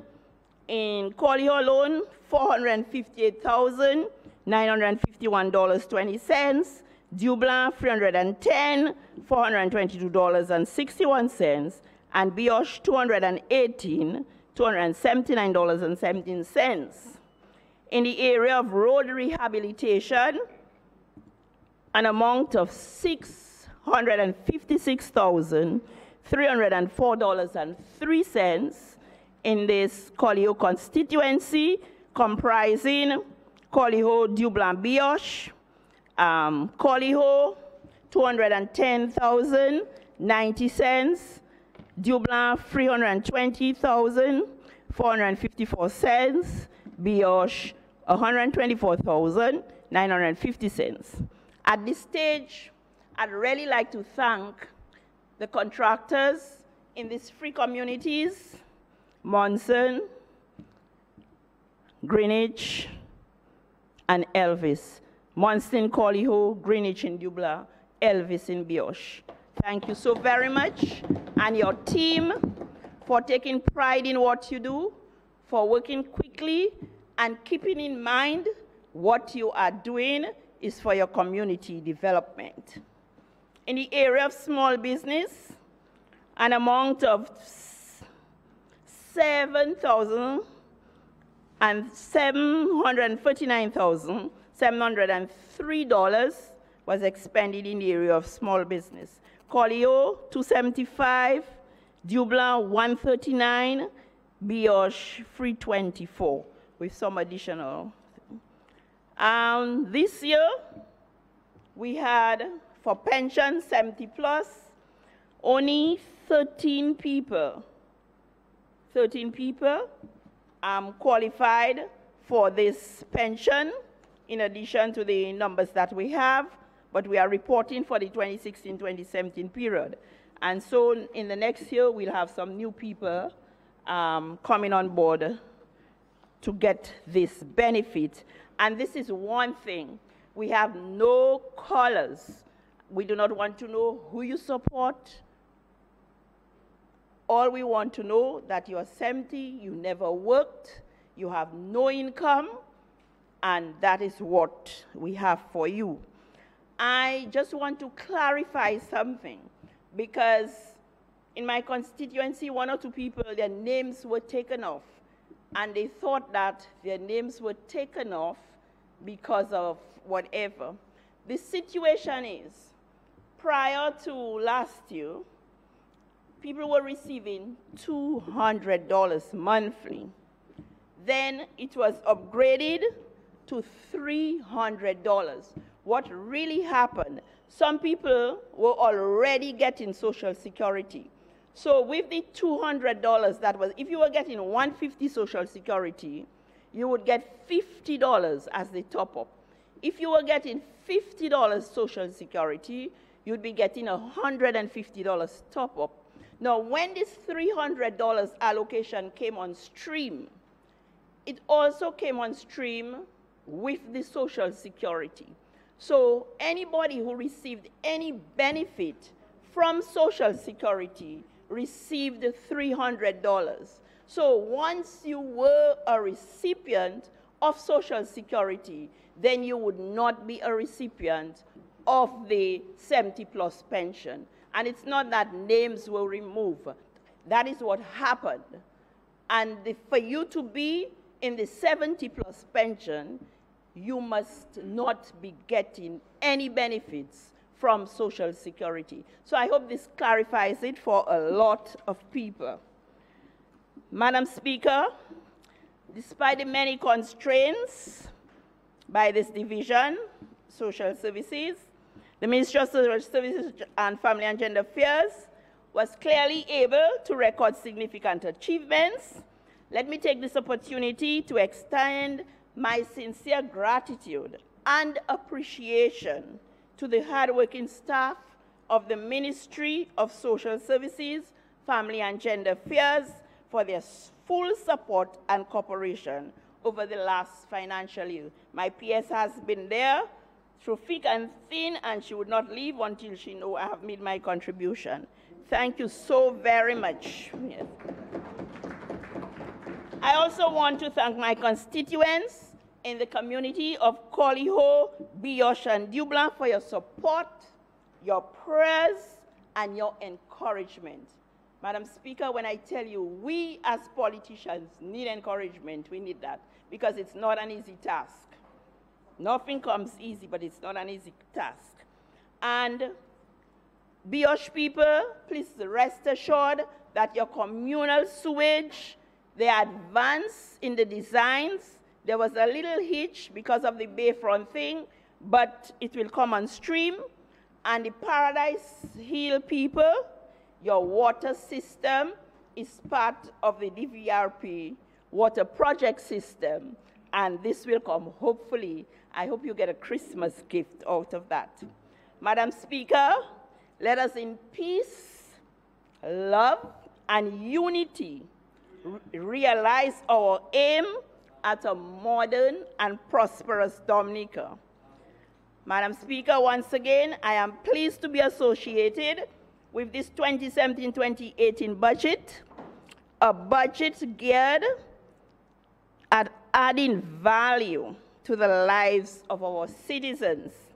Let me extend special thanks to the Honourable Prime Minister and Minister of Finance, who continue to hold the poor and underprivileged close to his heart. Madam Speaker, as a member of this exceptional team of the Dominica Labour Party, under the visionary leadership of the Honourable Prime Minister, I have absolutely no reservations in giving my fullest support to the 2017-2018 budget. May God bless us all, the government and people of the Commonwealth of Dominica. Thank you.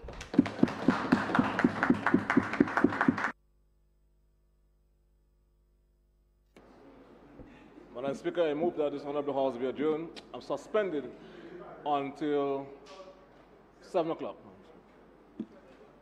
Well, 7:15 then, 7:15. Huh? What? 7 is good. Seconded, Madam Speaker. 7? 7:15. 1 hour. Yes, ma'am. Okay. Is it too long? Oh, Madam Speaker, 7 o'clock, sorry. 7. 7 p.m. Any seconder? Seconded. It has been moved and seconded that this Honourable House be suspended until... Can I be heard, please? It has been moved and seconded that this Honourable House be suspended until 7 p.m. tonight. Those in favour? Those against? The ayes have it. This Honourable House stands suspended until 7 p.m. tonight.